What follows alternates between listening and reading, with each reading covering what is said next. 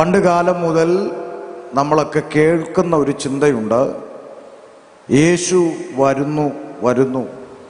നമ്മൾ ചെറുപ്പകാലം മുതൽ കേട്ടു. ഇപ്പോൾ എല്ലാവർക്കും പ്രായം ഒത്തിരിയായി, ഇതുവരെയും യേശു വന്നില്ല. അപ്പോൾ നമ്മുടെ വിശ്വാസികളുടെ ഉള്ളിൽ തന്നെ ഒരു ചിന്തയുണ്ട്, ഇനി എങ്ങാനും വരാനാണോ യേശു, ഇനി എങ്ങാനും വരുമോ എന്നൊക്കെ ചിന്തിക്കുകയാണ്.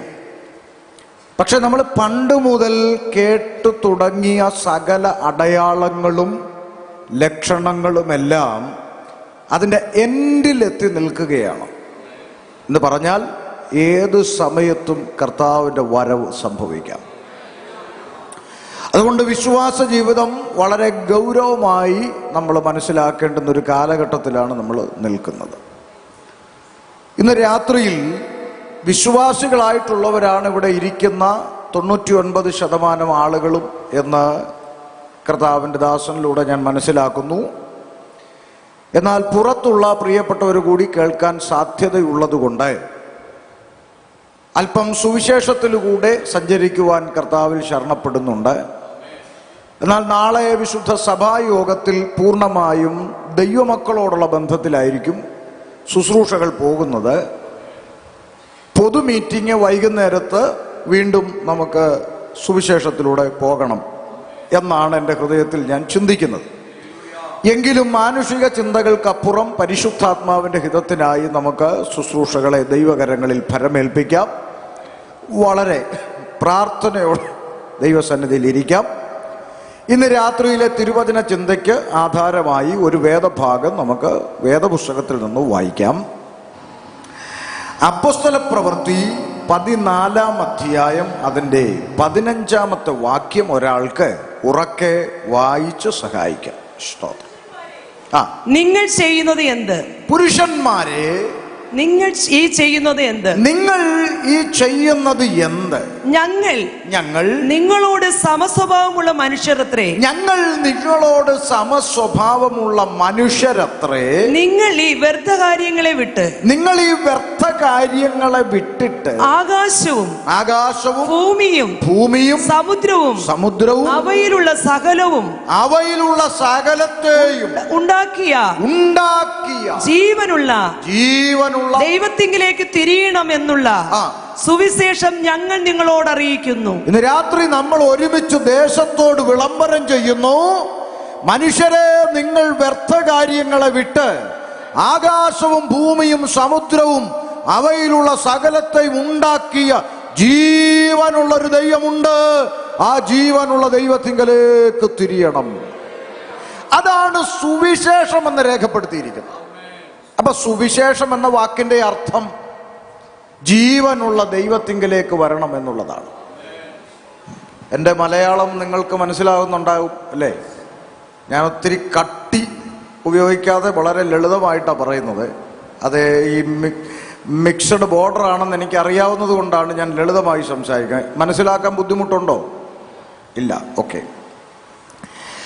അപ്പോ കൃത്യമായി വേദപുസ്തകം പറയുകയാണ്, മനുഷ്യൻ വ്യർത്ഥമായി ചെയ്യുന്ന പല കാര്യങ്ങളുണ്ട്, അത് വിട്ടുകളയണം. ജീവനുള്ള ദൈവത്തിങ്കലേക്ക് തിരിഞ്ഞു വരണം. രണ്ട് ചിന്തയാണ് ഈ ഭാഗത്തുള്ളത്. ഇന്ന് നമ്മുടെ കേരളക്കരയിൽ മലയാളികളുടെ ഇടയിൽ പൊതുവെ എല്ലാവരും തമ്മിൽ പറയുന്ന ഒരു ചർച്ചയുണ്ട്. അതെന്താണെന്നറിയാമോ?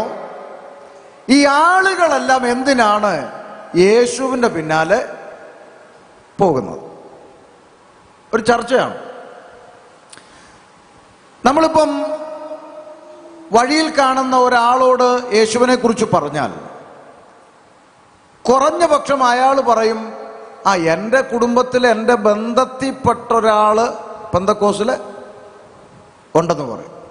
എങ്ങനെ കറങ്ങിത്തിരിഞ്ഞു വന്നാലും കുടുംബത്തിൽ ഒരാൾ പെന്തക്കോസിൽ പോയിട്ടുണ്ടെന്ന് പറയും. അപ്പൊ ഈ ആളുകളെല്ലാം യേശുവിൻ്റെ പിന്നാലെയാണ്. അപ്പൊ എല്ലാവരും ഇങ്ങനെ ചിന്തിക്കുക, എന്താണ് ജാതി മത വ്യത്യാസമില്ലാതെ എല്ലാവരും യേശുവിൻ്റെ പിന്നാലെ പോയിക്കൊണ്ടിരിക്കുകയാണ്. ഇപ്പം നമ്മളൊരു സുവിശേഷ യോഗത്തിൻ്റെ നോട്ടീസ് എടുത്ത് നോക്കിയാൽ നമുക്ക് ആ നോട്ടീസിൽ കാണാൻ കഴിയും പാസ്റ്റർ സുരേഷ് കുമാർ, രമേഷ് കുമാർ, രതീഷ് കുമാർ, രതീഷ് അല്ലേ, ഗോപാലകൃഷ്ണൻ, നാരായണൻകുട്ടി പാസ്റ്റർ, ഇങ്ങനെ കുറേ പാസ്റ്റർമാരെ നമുക്ക് കാണാനായിട്ട് സാധിക്കും. ഇനി വേറൊരു കൂട്ടി നോട്ടീസ് എടുത്ത് നോക്കിയാൽ നിങ്ങൾക്ക് കാണാം പാസ്റ്റർ ഷമീർ കൊല്ലം, എൻ്റെ പേരാ, pastor Siyad Muhammad Kottayam, pastor Naseer Alappuzha, pastor Shajahan Malappuram, pastor Abdul Samad Thiruvananthapuram, pastor Abdul Wahab Kannur. ഇതൊക്കെ ഉള്ളതാണോന്നാ? ഉള്ളതാ. സിസ്റ്റർ റംല തോമസ്, ജമീല ബീവി, സൗദ ബീവി, അങ്ങനെ ഞാൻ പറയാൻ തുടങ്ങിയാൽ സമയം കുറച്ച് വേണ്ടി വരും. ഇഷ്ടംപോലെ ആളുകൾ ഇപ്പോൾ യേശുവിൻ്റെ പിന്നാലെ ഇറങ്ങിക്കൊണ്ടിരിക്കുക. മനസ്സിലാകുന്നുണ്ടോ? സ്വതന്ത്ര പണ്ട് ഞാൻ 20 വർഷങ്ങൾക്ക് മുമ്പാണ് ഞാൻ വിശ്വാസത്തിൽ വരുന്നത്. അന്നൊക്കെ ഇതുപോലെ ഇത്ര ആളുകളൊന്നും ഇല്ല. അന്നൊക്കെ നമ്മൾ ഇങ്ങനെ അന്വേഷിച്ച് നടക്കും, ആരെങ്കിലും ഇങ്ങനെ വിശ്വാസത്തിൽ വന്നവരുണ്ടോ എന്നൊക്കെ തപ്പി നടക്കുമ്പം അവിടെ ഇവിടെയൊക്കെ ഓരോ 1-2 എണ്ണത്തിനെയൊക്കെ കണ്ടു കിട്ടിയായിരുന്നു. ഇപ്പം അങ്ങനല്ല, ഇഷ്ടംപോലെ ഇറങ്ങിക്കൊണ്ടിരിക്കുക യേശുവിൻ്റെ പിന്നാലെ. സത്യം അറിഞ്ഞാൽ ആർക്കും നിഷേധിക്കാൻ പറ്റത്തില്ലല്ലോ, അല്ലേ? ഒരു കുഞ്ഞ് വളർന്ന് 20 വയസ്സാവുമ്പോൾ ആ കുഞ്ഞിനോട് അമ്മ പറയുകയാണ്, മോനെ ഞാനൊരു സത്യം പറയാം. എന്നാ അമ്മേ? ദേ ഈ ഇരിക്കുന്ന ചാക്കോച്ചൻ നിൻ്റെ അപ്പനല്ല, പിന്നെ ആരാ? ദേ അപ്പുറത്തെ വീട്ടിലെ തോമാച്ചനാ നിൻ്റെ അപ്പൻ എന്ന് പറഞ്ഞാൽ ഇനി 20 വയസ്സായാലും 50 വയസ്സായാലും സത്യം അതാണെന്ന് അറിഞ്ഞാൽ കൊച്ചപ്പനെ തിരക്കി പോവില്ലേ?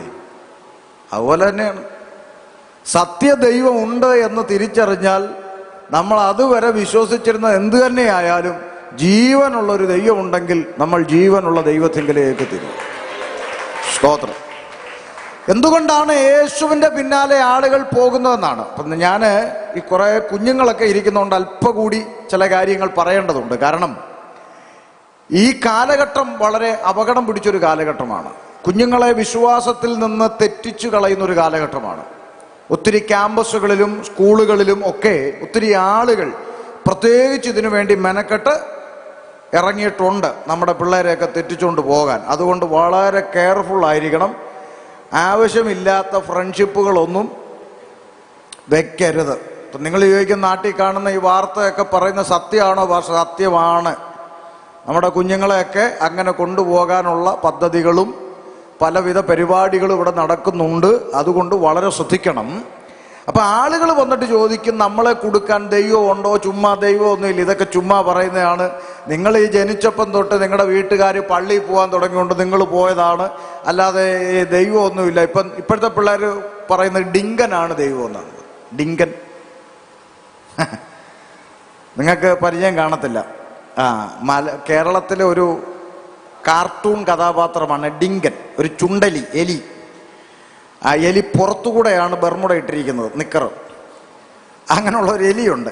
ആ എലിയാണ് ഇപ്പം ദൈവം എന്ന് പറയുന്ന ഒരു തലമുറ സോഷ്യൽ മീഡിയയിലൊക്കെ ഇങ്ങനെ ഇറങ്ങിയേക്കുകയാണ്. എന്ന് പറഞ്ഞാൽ ദൈവ ഭയമില്ലാത്ത ആളുകളുടെ നടുവിലായിരുന്നു നമ്മൾ ജീവിക്കുന്നതെന്നാണ് ഞാൻ പറഞ്ഞത്. അപ്പം അതുകൊണ്ട് യാഥാർത്ഥ്യം മനസ്സിലാക്കി വേണം നമ്മൾ ദൈവത്തെ ആരാധിക്കാൻ. ഇനി ഞാൻ ഒന്നുകൂടെ പറയാം. ആരാധിക്കുക എന്ന് പറഞ്ഞാൽ നമ്മുടെ ചിന്ത പള്ളിക്കകത്ത് വന്ന് 2 പാട്ട് പാടി ആ പാട്ടിൻ്റെ അവസാനം 4 അന്യഭാഷയും കൂടെ പറഞ്ഞ് ഒന്നുകൂടെ കൈയടിച്ചങ്ങോട്ട് കൊഴുപ്പിക്കുന്നതാണ് ദൈവത്തിന് ഇഷ്ടമുള്ള ആരാധന എന്നൊക്കെ ഒരു ചിന്ത നമുക്കുണ്ട്. അത്തരം ചിന്തകളിലൊന്നും ഒരു കാര്യമില്ല. ദൈവത്തെ ആരാധിക്കുമ്പോൾ പൂർണ്ണ ശക്തിയോടെ പൂർണ്ണ മനസ്സോടെ കൈയടിച്ചും നൃത്തം ചെയ്തും തന്നെ ആരാധിക്കണം. അത് വേണ്ടെന്നല്ല ഞാൻ പറഞ്ഞു. പക്ഷെ ദൈവത്തിന് പ്രസാദമുള്ള ആരാധന ആലയത്തിൽ വന്നു കഴിഞ്ഞിട്ടല്ല. ഞാൻ പറഞ്ഞു മനസ്സിലായോ? ആലയത്തിൽ വന്നു കഴിഞ്ഞിട്ടല്ല. നാം ആലയത്തിലേക്ക് പോകാൻ വീട്ടിൽ നിന്ന് ഇറങ്ങുമ്പോൾ നമ്മുടെ മനോഭാവം എന്താണെന്നാണ് ദൈവം നോക്കുന്നത്. പിടികിടിയോ? സങ്കീർത്തനകാരൻ പറയുന്നു, നമുക്ക് യഹോവയുടെ ആലയത്തിലേക്ക് പോകാം എന്ന് പറഞ്ഞപ്പോൾ ഞാൻ തലചൊറിഞ്ഞു എന്നാണോ? ആണോ? ഞങ്ങൾ അത്യന്തം സന്തോഷിച്ചു. പിടികിട്ടിയോ? അപ്പൊ ഞായറാഴ്ച രാവിലെ അമ്മ വന്ന്, ഇടി ഞായറാഴ്ച വന്ന് അങ്ങോട്ട് എഴുന്നേക്കും, ആരാധനയ്ക്ക് പോണ്ടെന്ന് പറയും. ഉറങ്ങാനും സമ്മതിക്കത്തില്ല. എന്തോ ചെയ്യാനെന്നും പറഞ്ഞ് ഇങ്ങനെ ഒരു ഇഷ്ടക്കേടോടുകൂടി, എന്നാൽ പാസ്റ്റർ വഴക്കു പറയുമല്ലോ എന്നോർത്ത് അങ്ങനെയൊക്കെ ഇങ്ങോട്ട് വന്ന് ആരാധനയ്ക്ക് വന്നിട്ട് പാട്ട് കേൾക്കുന്ന ഉടനെ ഇങ്ങനെ അടിച്ചാൽ അത് ദൈവത്തിന് പ്രസാദമുള്ള ആരാധനയല്ല. നാം ആവലോടെ കാത്തിരിക്കുക ഒരു ഞായറാഴ്ചയാകാൻ, ദൈവസന്നിധിയിൽ പോകാൻ, നമ്മുടെ ഭാരങ്ങൾ ഇറക്കി വയ്ക്കാൻ, ദൈവസന്നിധിയിൽ സന്തോഷിപ്പാൻ, ആശ്വാസം കണ്ടെത്താൻ ആവലോടെ കാത്തിരിക്കുന്ന ഒരു മനോഭാവത്തോടെ വേണം നമ്മൾ ആരാധനയ്ക്ക് ദൈവസന്നിധി. ഓക്കെ, ആരാധനയുടെ വിഷയങ്ങൾ നമുക്ക് നാളത്തേക്ക് പിന്നാലെ വെക്കാം. ഇപ്പൊ നമ്മുടെ വിഷയത്തിലോട്ട് വരും. അപ്പൊ ആളുകളുടെ ഇടയിൽ ഒരു ചർച്ചയുണ്ട്, എന്തിനാണ് ആളുകൾ യേശുവിന്റെ പിന്നാലെ പോകുന്നത്. അപ്പൊ ചില ആളുകൾ പറയും, അവര് യേശുവിന്റെ പിറകെ പോയത് അമേരിക്കൻ പണം കിട്ടാൻ വേണ്ടിയാണ്. എന്താന്ന്? American dollar. അമേരിക്കക്കാരുടെയൊക്കെ ഇരിപ്പ് കണ്ടു. ഒരു സ്തോത്രം പറഞ്ഞേ. പോരാ, നല്ലൊരു സ്തോത്രം പറഞ്ഞേ. ഇപ്പൊ കിടക്കാൻ ഒരു പായില്ലെങ്കിലും കേൾക്കാൻ ഒരു സുഖമില്ലേ? അമേരിക്കക്കാരെന്നൊക്കെ പറഞ്ഞൊരു സുഖമല്ലേ? അപ്പൊ അമേരിക്കൻ പണം കിട്ടാൻ വേണ്ടിയാണ് യേശുവിന്റെ പിന്നാലെ പോകുന്നതെന്ന് പറയുന്നവരോട് ഞാൻ എൻ്റെ അനുഭവത്തിൽ നിന്ന് പറയാം, ഇന്നേക്ക് 20 വർഷങ്ങൾക്ക് മുമ്പ് എന്ന് ഈ പുസ്തകം എടുത്തുകൊണ്ട് ഇറങ്ങിയോ അന്ന് ഉള്ള കിടക്കാടും കൂടെ പോയി. ആമേൻ. ബാപ്പായുടെ കുടുംബവും ഉമ്മയുടെ കുടുംബവും എന്ന് പറഞ്ഞാൽ മുസ്ലിങ്ങളായിരുന്നല്ലോ. ഞാൻ മുസ്ലിം കുടുംബത്തിലാണല്ലോ ജനിച്ചു വളർന്നത്. അപ്പൊ ഞങ്ങൾ അച്ഛൻ അമ്മ എന്ന് വിളിക്കുന്നതിന് പകരം ബാപ്പ ഉമ്മ എന്നാണ് വിളിക്കുന്നത്. അപ്പൊ ഉമ്മയുടെ കുടുംബത്തിൽ നിന്നും ബാപ്പയുടെ കുടുംബത്തിൽ നിന്നും ആളുകൾ എൻ്റെ മുഖത്ത് നോക്കി പറഞ്ഞു, നീ പെന്തക്കോസിൽ തുള്ളാൻ പോയെങ്കിൽ തെണ്ടിത്തിരിഞ്ഞ് ഞങ്ങളുടെ അടുക്കൽ വരുമെന്ന് പറഞ്ഞു. അപ്പൊ ഞാൻ അവരോട് എന്ത് പറഞ്ഞു? അവരുടെ മുമ്പിൽ നിന്ന് കരഞ്ഞോ? അങ്ങനൊന്നും കരയരുത്. ഞാൻ അവരോട് പറഞ്ഞു, ഞാൻ തെണ്ടിത്തിരിഞ്ഞ് നിങ്ങളുടെ അടുക്ക വരാൻ ഞാൻ സേവിക്കുന്ന യേശു തെണ്ടിയല്ലെന്ന് പറഞ്ഞു. ആമേൻ. ഞാൻ സേവിക്കുന്ന യേശു തെണ്ടിയല്ലെന്ന് പറഞ്ഞു. ജീവനുള്ള ദൈവമാണ്. അതുകൊണ്ട് തെണ്ടിത്തിരിഞ്ഞ് വരത്തില്ലെന്ന് പറഞ്ഞു. കാണാം എന്ന് പറഞ്ഞ് ഇറക്കി വിട്ടു. 1 സെന്റ് ഭൂമി ഓഹരി ഷെയർ തരത്തില്ലെന്ന് പറഞ്ഞു. വേണ്ടാന്ന് പറഞ്ഞു. അതിനുവേണ്ടി കേസ് കൊടുക്കാനോ വഴക്കുണ്ടാക്കാനോ ഒന്നും വരത്തില്ലെന്ന് പറഞ്ഞു. ഇറങ്ങി. ഡിഗ്രി പറയാനൊന്നുമില്ല, 10ാം ക്ലാസ്സേ പഠിച്ചിട്ടുള്ളൂ. ഡിഗ്രി ഒന്നും പറയാനില്ല. പക്ഷെ എൻ്റെ ഉമ്മയുടെയും ബാപ്പയുടെ ഒക്കെ കുടുംബത്തിൽ ഡിഗ്രി ഉള്ള ഒത്തിരി പേര്, ഈ ഡിഗ്രി ഉള്ള ഒരുത്തനും പോയിട്ടില്ലാത്ത രാജ്യങ്ങളിൽ ഈ പുസ്തകവുമായി ഞാൻ കടന്നുപോയി. ഇനി അമേരിക്ക എന്നാണെങ്കിൽ അമേരിക്കയിലും പോയി 1 അല്ല 3 വട്ടം. അടുത്ത വർഷം വീണ്ടും പോകാനിരിക്കുക.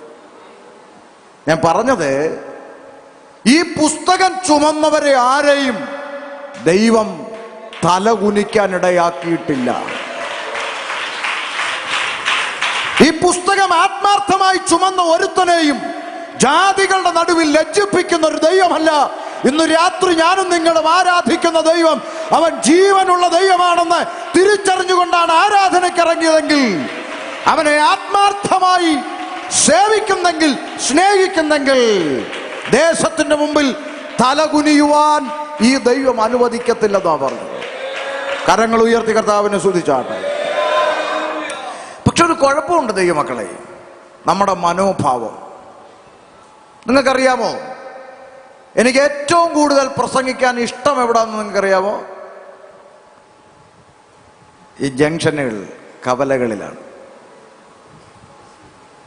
പരസ്യങ്ങൾ തമിഴ്നാട്ടിൽ അത് അനുവദനീയമല്ലെന്ന് എനിക്കറിയാം. കേരളത്തിൽ എല്ലാ കവലകളിൽ നിന്നുകൊണ്ട് ഞാൻ പ്രസംഗിക്കും. 1000കണക്കിന് ആളുകൾ കൂടുന്ന സ്റ്റേജിനേക്കാൾ എനിക്കിഷ്ടം റോഡിൽ നിന്നിട്ട് വിളിച്ചു പറയും, യേശു അല്ലാതെ മറ്റൊരുത്തനിലും രക്ഷയില്ലെന്ന്. ഞാൻ ചിന്തിക്കുന്നു, എന്നിൽ മറ്റൊരു ഗുണവും ദൈവം കാണാനില്ല. കർത്താവ് കണ്ടെങ്കിൽ നാണമില്ലാതെ ദൈവത്തെ സേവിക്കുന്നത്, റോഡിൽ നിന്ന് പൊടിയും പുകയും സഹിച്ച് സുവിശേഷ വിരോധികളുടെ തല്ലുകൊണ്ട് യേശുവിനെ പ്രസംഗിച്ചത് മാത്രമാണ് ഇന്ന് ഞാൻ അനുഭവിക്കുന്ന സകല നന്മകളുടെയും ഉറവിടം. അതുകൊണ്ട് ഞാൻ നിങ്ങളോട് പറയാം, ഒരു ട്രാക്റ്റ് കൊടുക്കാൻ നാണിക്കരുത്. സ്തോത്രം, ഹല്ലേലൂയ. ഒരു ട്രാക്റ്റ് കൊടുക്കാൻ ലജ്ജിക്കരുത്. യേശുവിനെ കുറിച്ച് പറയാൻ ലജ്ജിക്കരുത്. ഞാൻ ചലഞ്ച് ചെയ്യുന്നു, നിങ്ങൾ സുവിശേഷത്തിന് വേണ്ടി നിന്ന് നോക്കേ, ഈ പട്ടണത്തിൽ നിങ്ങളുടെ ചരിത്രം മാറും. അല്ല, നമ്മൾ ഞായറാഴ്ച വന്ന് 2 പാട്ടും പാടി കൊട്ടി വീട്ടിൽ പോയി, പിന്നെ അടുത്ത തിങ്കളാഴ്ച മുതൽ ശനിയാഴ്ച വരെ നമ്മൾ ടിവിയും കണ്ട് സീരിയലും കണ്ട് സിനിമയും കണ്ട് സിനിമാ പാട്ടും കേട്ട് നമ്മൾ അടിച്ചു പൊളിച്ചിങ്ങനെ നടന്ന് എല്ലാം കഴിഞ്ഞിട്ട് വീണ്ടും അടുത്ത ഞായറാഴ്ച വന്ന് 2 പാട്ട് പാടിക്കൊടുത്താൽ ദൈവം നമുക്ക് വേണ്ടി പ്രവർത്തിക്കുമെന്നാണോ? സ്തോത്രം.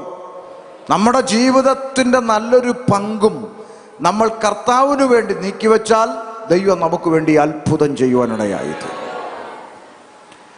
അപ്പൊ ആളുകൾ പറയുന്നു, അമേരിക്കൻ പണം കിട്ടാൻ വേണ്ടി യേശുവിന്റെ പിന്നാലെ പോകുന്നില്ല. 3 മാസം പ്രായമുള്ള എൻ്റെ കുഞ്ഞിന് ഒരു ഗ്ലാസ് പാല് കാച്ചിക്കൊടുക്കുവാൻ എനിക്ക് നിവൃത്തിയില്ലായിരുന്നു. 3 മാസമുള്ള എൻ്റെ കുഞ്ഞിനെ കിടത്താൻ ഇതുപോലൊരു പായില്ലായിരുന്നു. എന്നിട്ടും യേശുവിനെ തള്ളി പറഞ്ഞില്ല.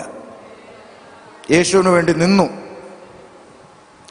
മാറിയിടാൻ ഒരു ഉടുപ്പില്ലാതെ ഒരൊറ്റ ഡ്രസ്സും ഇട്ടുകൊണ്ട് വിളിക്കുന്ന സ്ഥലത്തൊക്കെ പ്രസംഗിക്കാൻ പോയിട്ടുണ്ട്. ഇന്ന് ദൈവകൃപയാൽ ഇഷ്ടം പോലെ ഇടാനുണ്ട്. ഞാൻ പറഞ്ഞത്, ഇല്ലായ്മയിലും യേശുവിന് വേണ്ടി നിന്നാൽ, പ്രതികൂലത്തിലും യേശുവിന് വേണ്ടി നിന്നാൽ, പ്രതിസന്ധികളിലും യേശുവിന് വേണ്ടി നിന്നാൽ, അതേ ജനത്തിന്റെ നടുവിൽ ദൈവം നിന്റെ തലയെ ഉയർത്തുന്ന, ജീവിതത്തിന്റെ ചരിത്രം മാറ്റിമറിക്കുന്ന ഒരു ദിവസം വരും വരും വരും വരും. അതിനുവേണ്ടി ആത്മാർത്ഥതയോടെ കർത്താവിനെ സേവിക്കണം. നിറഞ്ഞ മനസ്സോടെ കർത്താവിനെ സ്നേഹിക്കണം. നമ്മൾ നേരത്തെ പ്രിയ സഹോദരൻ ലീഡ് ചെയ്തപ്പോൾ പറഞ്ഞു, യേശുവേ നിനക്ക് വേണ്ടി മരിക്കാനും തയ്യാറാണെന്ന് എത്ര പേർക്ക് ആത്മാർത്ഥമായി പറയാൻ കഴിഞ്ഞു? ഞങ്ങളൊക്കെ ചുമ്മാ സ്റ്റേജിൽ നിന്ന് പറയുന്നവരല്ല. ഈ കഴിഞ്ഞ ദിവസം ഒരു പരസ്യവും നടത്തിക്കൊണ്ടിരുന്നപ്പോൾ ഓടി വന്ന് ഒറ്റ അടി അടിച്ചു. അങ്ങനെ തല്ലൊക്കെ കൊണ്ടുകൊണ്ട് നിൽക്കുന്നവരാ. സ്തോത്രം. ഒന്നും മാറ്ററല്ല. നമ്മുടെ കർത്താവ് കാൽവരിയിൽ നമുക്ക് വേണ്ടി കൊണ്ട അടിയുടെ 1000-ൽ 1 പോലും നമുക്ക് ദൈവം അനുവദിച്ചു തന്നിട്ടില്ല. സ്തോത്രം. അപ്പൊ അമേരിക്കൻ പണം കിട്ടാൻ വേണ്ടി അല്ല യേശുവിന്റെ പിന്നാലെ പോകുന്നത്. പിന്നെ ചില ആളുകൾ പറയും, പെന്തിക്കോസ്തുകാര് 500 രൂപയും കഞ്ഞിയും പയറും അരിയും പയറും കൊടുത്ത് ഞങ്ങളുടെ ആളുകളെ മതം മാറ്റുന്നു എന്നാണ് പറയുന്നത്. കേരളത്തിൽ അങ്ങനെ പറയുന്ന ചില ആളുകളുണ്ട്, ഈ BJP സംഘികൾ എന്ന് പറയും, അവർ പറയും. അപ്പൊ അങ്ങനെയുള്ളവരോട് ഞാൻ പറയും, നിങ്ങൾക്ക് ഞാനൊരു നല്ല വഴി പറഞ്ഞു തരാം. 500 രൂപയും അരിയും പയറും കൊടുത്ത് പെന്തിക്കോസ്തുകാർ ആരെങ്കിലും മതം മാറ്റുന്നെന്ന് നിങ്ങൾക്ക് പരാതി ഉണ്ടെങ്കിൽ നിങ്ങൾക്ക് നല്ലൊരു വഴി ഞാൻ പറഞ്ഞു തരാം. എന്താണെന്നറിയാമോ? നിങ്ങൾ 1000 രൂപയും ചിക്കൻ ഫ്രൈയും കൊടുത്ത് തിരിച്ചു കൊണ്ടുപോയാൽ മതി. പോരെ? എളുപ്പ വഴിയല്ലേ? 500 രൂപയും കഞ്ഞിയും പയറും കൊണ്ട് ആരെങ്കിലും ഇങ്ങോട്ട് കൊണ്ടുവന്നാൽ നിങ്ങൾ 1000 രൂപയും കോഴിക്കാലും കാണിച്ച് അങ്ങോട്ട് കൊണ്ടുപോക്കണം. അപ്പൊ കഞ്ഞിയും പയറിനും വേണ്ടി വന്നവർ ചിക്കൻ ഫ്രൈ കണ്ട പോകാതിരിക്കുവോ? പോകും. അങ്ങനെ എന്തെങ്കിലും കിട്ടുമെന്ന് പറഞ്ഞ് ഇതിനകത്ത് ആരെങ്കിലും കയറിയിട്ടുണ്ടെങ്കിൽ അവരെല്ലാം പൊക്കോണമെന്നാണ് ഞങ്ങളുടെ പ്രാർത്ഥന. സ്തോത്രം. അല്ല, പാസ്റ്റർ അടുത്ത് പോയാൽ ഞങ്ങൾക്ക് എന്തെങ്കിലും കിട്ടും, ഒന്നും വേണ്ട. നിത്യതയ്ക്ക് വേണ്ടി ഇറങ്ങിത്തിരിച്ചവരുണ്ടെങ്കിൽ അവരിവിടെ നിന്നോണം. നിങ്ങളെ ചേർക്കുവാനാണ് യേശു വീണ്ടും വരാൻ പോകുന്നത്. സ്തോത്രം. മനസ്സിലായോ? അപ്പം ആളുകളെല്ലാം യേശുവിന്റെ പിന്നാലെ പോവുക. ജാതി മത വ്യത്യാസമില്ലാതെ എല്ലാവരും യേശുവിന്റെ പിന്നാലെയാണ്. എന്തുകൊണ്ടാണ് എല്ലാവരും യേശുവിന്റെ പിന്നാലെ പോകുന്നത്? യേശു ജീവിക്കുന്ന ദൈവമായതുകൊണ്ടാണ്. എന്താ ഈ ജീവിക്കുന്ന ദൈവം? ഞാനൊരു ചെറിയ കഥ പറയാമേ. ഒരു കഥ, നിങ്ങൾക്കെല്ലാം കഥ കേൾക്കാനൊക്കെ ഇഷ്ടമായിരിക്കും. ഒരു കുഞ്ഞിൻ്റെ കൈക്ക് പിടിച്ചുകൊണ്ട് ഒരു പപ്പ നമുക്ക് ദൈവത്തെ പ്രാർത്ഥിക്കാൻ പോവാന്ന് പറഞ്ഞു. ക്ഷേത്രത്തിൽ, അമ്പലത്തിൽ ഇങ്ങനെ കൊച്ചിനെയും കൈക്ക് പിടിച്ചുകൊണ്ട് ഇങ്ങനെ പോവുക. അപ്പൊ ഈ അമ്പലത്തിന്റെ ഫ്രണ്ടിലെത്തിയപ്പോൾ ഈ കൊച്ചിങ്ങനെ നിന്നു, പേടിച്ച്. ചോദിച്ചു, എന്നാ മോനെ? എന്നിട്ട് ഇതിന്റെ രണ്ട് വാതിലിലും രണ്ട് സിംഹത്തിന്റെ പടം ഇങ്ങനെ വെച്ചിട്ടുണ്ട്, ഒരു രൂപം, പ്രതിമ ഇങ്ങനെ വെച്ചിട്ടുണ്ട്. ഇത് കണ്ടിട്ട് കൊച്ചിങ്ങനെ പേടിച്ച് നിൽക്കുക. പപ്പ ചോദിച്ചു, എന്നാ പേടിച്ചെന്ന് ചോദിച്ചു. സിംഹം. കൊച്ചു പറഞ്ഞു, സിംഹം. ഉടനെ പപ്പ പറഞ്ഞു, അയ്യോ, അത് വെറും പ്രതിമയാ, അത് നിന്നെ ഒന്നും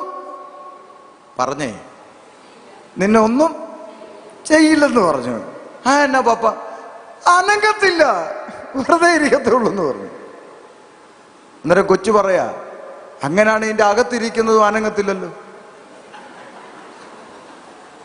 പ്രൈസലോ, അതും വെറുതെ ഇരിക്കല്ലേ, പിന്നെന്തിനാ നമ്മൾ അനങ്ങാത്തതിൻ്റെ അടുത്ത് പോയി പ്രാർത്ഥിക്കുന്നതെന്ന്? അപ്പൊ ജീവനുള്ള ദൈവം, മനസ്സിലായോ പറഞ്ഞേ? സന്തോഷം പോരാ, ഇവർക്ക് പേടിയുണ്ടോ? ഞാൻ വേണേ നാളെ ചാവും, എനിക്ക് പേടിയൊന്നുമില്ല. പ്രൈസലോ. അപ്പൊ ജീവനുള്ള ദൈവം, ജീവനുള്ള ദൈവത്തിങ്കലേക്ക് തിരിയണം, അതാണ് സുവിശേഷം. അപ്പൊ രണ്ട് ചിന്തകൾ പരിമിത സമയത്തിനുള്ളിൽ ചിന്തിക്കാനുണ്ട്. ഒന്ന്, മനുഷ്യൻ വിട്ടുകളയേണ്ടുന്ന വ്യർത്ഥമായ കാര്യങ്ങൾ എന്താണ്? രണ്ട്, ആരാണ് ജീവനുള്ള ദൈവം എന്നുള്ളതാണ് നമ്മുടെ ചിന്താവിഷയം.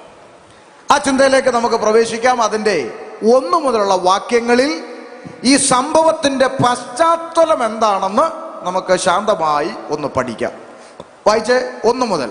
ഇക്കോന്യയിൽ അവർ ഒരുമിച്ചു. ശ്രദ്ധിച്ചേ, നിർത്തി, നമുക്ക് ചിന്തിച്ചു പോകാം. ഇക്കോന്യയിൽ എന്ന് പറഞ്ഞാൽ എന്താ? കളീക്കവിളയിൽ, പാറശാലയിൽ, കുഴിത്തുറയിൽ എന്ന് പറയുന്ന പോലെ ഇക്കോന്യ എന്ന് പറഞ്ഞ ഒരു പട്ടണത്തിൽ യേശുക്രിസ്തുവിന്റെ ശിഷ്യന്മാർ ഒരുമിച്ചു കൂടി. എന്നിട്ട് എന്ത് ചെയ്തു? വായിച്ചേ. യഹൂദന്മാരുടെ പള്ളിയിൽ ചെന്നു. യഹൂദന്മാരിലും യവനന്മാരിലും വലിയൊരു പുരുഷാരം വിശ്വസിപ്പാൻ തക്കവണ്ണം സംസാരിച്ചു. ശ്രദ്ധിച്ചേ, യേശുക്രിസ്തുവിന്റെ ശിഷ്യന്മാർ ആരുടെ പള്ളിയിൽ ചെന്നു? യഹൂദന്റെ പള്ളിയിൽ ചെന്നു. അപ്പൊ നിങ്ങൾ പഠിക്കണം. യഹൂദൻ എന്ന് പറഞ്ഞാൽ ആരാന്ന് ചോദിച്ചാൽ, ഞങ്ങൾ പണ്ടേ ദൈവത്തിന്റെ സ്വന്തം ജനമാണെന്ന് പറയാൻ അവകാശമുള്ളൊരു കൂട്ടം ഭൂമിയിലുണ്ടെങ്കിൽ ആരേ ഉള്ളൂ? യഹൂദന്മാരെ ഉള്ളൂ. അവരാണ് ദൈവത്തിന്റെ ജനം എന്ന് ദൈവം തന്നെ സാക്ഷ്യപ്പെടുത്തിയത്. എൻ്റെ ജനം, ആമേൻ, നിങ്ങൾ എൻ്റെ ജനം, ഞാൻ നിങ്ങളുടെ ദൈവമെന്ന് പഴയ നിയമത്തിലെ യഹോവയായ ദൈവം ഡിക്ലെയർ ചെയ്ത ഒരു കൂട്ടം ജനമാണ് ആര്? യഹൂദന്മാർ. അപ്പൊ ദൈവം ഭൂമിയിലേക്ക് കുനിഞ്ഞു നോക്കിയാൽ ഭൂമിയിൽ 3 കൂട്ടം ആളുകളാണ് ഇന്നുള്ളത്. ദൈവം നോക്കിയാൽ, നമ്മൾ നോക്കിയാൽ ഒത്തിരി പേരുണ്ട്. ഹിന്ദു ഉണ്ട്, മുസ്ലിം ഉണ്ട്, ക്രിസ്ത്യാനിയുണ്ട്. ഹിന്ദുവിൽ തന്നെ നായരുണ്ട്, പിള്ളയുണ്ട്, താഴ്ന്നയുണ്ട്, ഒരുപാട്. ക്രിസ്ത്യാനിയിൽ തന്നെ കത്തോലിക്കുണ്ട്, യാക്കോബുണ്ട്, മർത്തോമയുണ്ട്, CSI ഉണ്ട്, സാൽവേഷൻ ഉണ്ട്, പെന്തക്കോസ് ഉണ്ട്, ബ്രദറിനുണ്ട്, അങ്ങനെ കുറേ ഉണ്ട്. പിന്നെ മുസ്ലിങ്ങളിലും ഉണ്ട്, സുന്നി, ഷിയ, ജമാഅത്ത് ഇസ്ലാമി, അങ്ങനെ പലവിധമാകുന്ന സംഭവങ്ങളുണ്ട്. അപ്പം ദൈവം ഭൂമിയിലേക്ക് കുനിഞ്ഞു നോക്കിയാൽ 3 കൂട്ടം ആളുകളെ ഇവിടെ ഉള്ളൂ. അതിൽ ഒന്നാണ് ഇപ്പൊ പറഞ്ഞത്. ആര്? ഉറക്കെ പറഞ്ഞേ. യഹൂദന്മാര്. 2, യഹൂദനല്ലാത്ത സകലരെയും ബൈബിൾ വിളിച്ചിരിക്കുന്ന ഒറ്റ പേരാ. എന്താ? ജാതികൾ എന്നാണ്. ജാതികൾ. 3-മത്തൊരു കൂട്ടമുണ്ട്. ശ്രദ്ധിച്ചേ, 1 യഹൂദൻ, 2 ജാതി. 3-മത്തൊരു കൂട്ടമുണ്ട്. അതാരെന്നറിയാമോ? ഈ യഹൂദരിൽ നിന്നും ജാതികളിൽ നിന്നും യേശുക്രിസ്തുവിനെ രക്ഷിതാവും ദൈവവുമായി സ്വീകരിച്ച 3-മത്തെ കൂട്ടമാണ് ദൈവമക്കൾ. ഹല്ലേലൂയ. അപ്പൊ നമുക്ക് ഈ പള്ളിയിൽ ഇന്ന് ഏതൊക്കെ ടൈപ്പ് ആളുകളുണ്ടോ എന്ന് നോക്കാം. ശരി, യഹൂദൻ, എൻ്റെ പപ്പ യഹൂദനാണെന്നുള്ളവരുണ്ടെങ്കിൽ കൈ ഉയർത്തിപ്പിടിച്ച് എൻ്റെ പപ്പ യഹൂദൻ. ആരുമില്ല. പപ്പയുടെ പപ്പ യഹൂദൻ ഇല്ല. മുത്തച്ഛൻ യഹൂദൻ ഇല്ല. മുതുമുത്തച്ഛൻ യഹൂദൻ ഇല്ലല്ലോ. അപ്പൊ ഇനി ആരും കോളർ പിടിച്ച്, ഞങ്ങളൊക്കെ പണ്ട് പിന്നെ മറ്റേ മുളമൂട്ടില് കല്ലുമൂട്ടില് കുടുംബത്തിൽ നിന്ന് ഇറങ്ങിയ ക്രിസ്ത്യാനി, ഒരു മൂട്ടിലും ഇല്ല. യഹൂദൻ അല്ലെങ്കിൽ പിന്നാരാ? ജാതികൾ. മനസ്സിലാവുന്നുണ്ടോ? ഇനി മൂന്നാമത്തെ ഒരു കൂട്ടം ഉണ്ടല്ലോ, രക്ഷിക്കപ്പെട്ട് സ്നാനപ്പെട്ട് യേശു ക്രിസ്തുവിന് വേണ്ടി വേർപെട്ട് ജീവിക്കുന്ന ദൈവമക്കൾ. അപ്പൊ ഈ പള്ളിക്കകത്ത് യഹൂദൻ ഇല്ലെന്ന് തെളിഞ്ഞു. അങ്ങനെയാണ് രണ്ട് കൂട്ടരെ ഇതിൻ്റെ അകത്തുള്ളൂ. ഒന്നുകിൽ ജാതികൾ, അല്ലെങ്കിൽ ദൈവമക്കൾ. ഇതിൽ ആരെ കൊണ്ടുപോകാനാ യേശു വരുന്നേ? അപ്പം ബാക്കിയുള്ളവരുടെ കാര്യത്തിൽ തീരുമാനമായല്ലോ. സന്തോഷം. ഇത്രേ ഉള്ളു കാര്യം. നീ ദൈവമക്കളായിട്ടില്ലെങ്കിൽ നിന്റെ കാര്യം പോക്ക. സ്തോത്രം. അപ്പൊ യഹൂദന്റെ പള്ളിയിൽ ചെന്നു. എന്നിട്ട് അവരെല്ലാം കൂടി ക്രൂശിച്ചു കൊന്നുകളഞ്ഞ യേശു ക്രിസ്തുവിനെ പ്രസംഗിച്ചു. അതാണ് പരിശുദ്ധാത്മാവ് അകത്തുള്ള അഭിഷിക്തന്മാരുടെ ധൈര്യം. അവന്റെ പള്ളിയിൽ കയറിയിട്ട് പറഞ്ഞു, നീയെല്ലാം കൂടെ ക്രൂശിച്ചു വന്ന യേശു അവനാണ് മശിഹ. അവന്റെ പള്ളിയിൽ കയറിയാ പറഞ്ഞേ. അതാ പരിശുദ്ധാത്മാവ്, ധൈര്യത്തിന്റെ ആത്മാവാണ്. മനസ്സിലായോ? ഉടനെ എന്ത് സംഭവിച്ചു? വായിച്ചേ. വിശ്വസിക്കാത്ത യഹൂദന്മാരോ ജാതികളുടെ മനസ്സ് സഹോദരന്മാരുടെ നേരെ ഇളക്കി വഷളാക്കി. കണ്ടോ? അപ്പൊ അവിടെ തന്നെ ഉണ്ട് ജാതികളെ കുറിച്ച്. വിശ്വസിക്കാത്ത പള്ളിക്കാര് ജാതികളുടെ മനസ്സ് അവരെയും കൂടെ കൂട്ടുപിടിച്ചിട്ട് ദൈവദാസന്മാരുടെ നേരെ വഴക്കുണ്ടാക്കാൻ ശ്രമിച്ചു. നമ്മുടെ മലയാളിയുടെ ഒരു സ്വഭാവം അത് അല്ലേ? പണ്ട് ഞാൻ കോട്ടയം ജില്ലയിലെ ദേവലോകം എന്ന് പറഞ്ഞൊരു സ്ഥലമുണ്ട് കോട്ടയം ജില്ലയിൽ. അവിടെ അരമന എന്ന് പറയുന്ന ഒരു ഭാഗമുണ്ട്. ഇവിടുത്തെ തമിഴ്നാട്ടിലെ അരമനയല്ല, അവിടെ ദേവലോകം അരമന എന്ന് പറഞ്ഞാൽ ബിഷപ്പൊക്കെ താമസിക്കുന്ന അരമന. ആ ഭാഗത്ത് ഞാൻ കൺവെൻഷൻ പ്രസംഗിക്കാൻ പോയി. കേട്ടെ, ഒന്നാം ദിവസം പ്രസംഗം കഴിഞ്ഞ് രണ്ടാം ദിവസമാണ് ഞാൻ ചെന്നപ്പോൾ ഞാൻ ചോദിച്ചു, പാസ്റ്ററെ ഇവിടെ പുറത്തുള്ളവർ കേൾക്കാൻ രീതിയിൽ ശബ്ദമുണ്ടോ? എല്ലായിടത്തും ചോദിക്കും, ഇവിടെയും ചോദിച്ചു. അപ്പോൾ പറഞ്ഞു ഉണ്ട്, പുറത്തുള്ള 4 കോളാമ്പി ഞങ്ങൾ 4 ഭാഗത്തും വലിയ കോളാമ്പി വെച്ചിട്ടുണ്ടെന്ന് പറഞ്ഞു. ഇപ്പോഴെങ്ങും അല്ല, ഒരു 5-8 വർഷം മുമ്പുള്ള കാര്യമാണ് പറയുന്നത്. അപ്പം ഞാൻ പറഞ്ഞു സന്തോഷം. അപ്പോൾ പാസ്റ്റർ പറഞ്ഞു, പക്ഷെ ഒരെണ്ണം ഞങ്ങൾ ഇന്ന് എന്ത് ചെയ്തു? അഴിച്ചു. ഞാൻ ചോദിച്ചു, അതിനകത്തിന് അഴിച്ചേ? ഇന്നലത്തെ പ്രസംഗം കഴിഞ്ഞപ്പോൾ ഈ ഒരു കോളാമ്പി ഈ അരമന പള്ളിയുടെ നേരെയായിരുന്നേ. അപ്പൊ ഇന്നലത്തെ പ്രസംഗം കഴിഞ്ഞപ്പോൾ പള്ളിയിലെ അച്ഛൻ ഈ പെന്തക്കോസ് പാസ്റ്ററെ, സംഘാടകനെ വിളിച്ചിട്ട് ചോദിക്കുകയാണ്, ഈ പള്ളിയുടെ അടുത്തിരിക്കുന്ന കോളാമ്പി നിങ്ങൾ അഴിക്കുന്നോ അതോ ഞാൻ ഇവിടുത്തെ BJP-ക്കാരെ അങ്ങോട്ട് വിടണോന്ന്? ആരാ ചോദിച്ചേ? അച്ഛൻ ചോദിക്കുക, ആരെ വിടണം? അയ്യോ, അങ്ങനെ ഒരു കൂട്ടരെ നിങ്ങൾക്ക് അറിയത്തില്ലേ? RSS BJP അറിയത്തില്ലേ? തമിഴ്നാട്ടിലില്ലേ? അല്ല, ഇവരെ ഇരിപ്പ് കണ്ടിട്ട് അറിയാത്തവരെ പോലെ സംഖ്യകളെന്നായിരിക്കും പറയും. അപ്പൊ അവരെ അങ്ങോട്ട് വിടണോ എന്ന് ചോദിച്ചു. അപ്പൊ ഇതാണ് അവസ്ഥ. ഇത് ഇന്നും ഇന്നലെയും തുടങ്ങിയതല്ല. കർത്താവിൻ്റെ ശിഷ്യന്മാരുടെ കാലഘട്ടം തുടങ്ങി ജാതികളെ കൂട്ടുപിടിച്ചു ദൈവദാസന്മാരുടെ നേരെ തിരിഞ്ഞു എന്നാണ് വായിച്ചത്. അപ്പോഴെന്ത് സംഭവിച്ചു? വായിച്ചേ.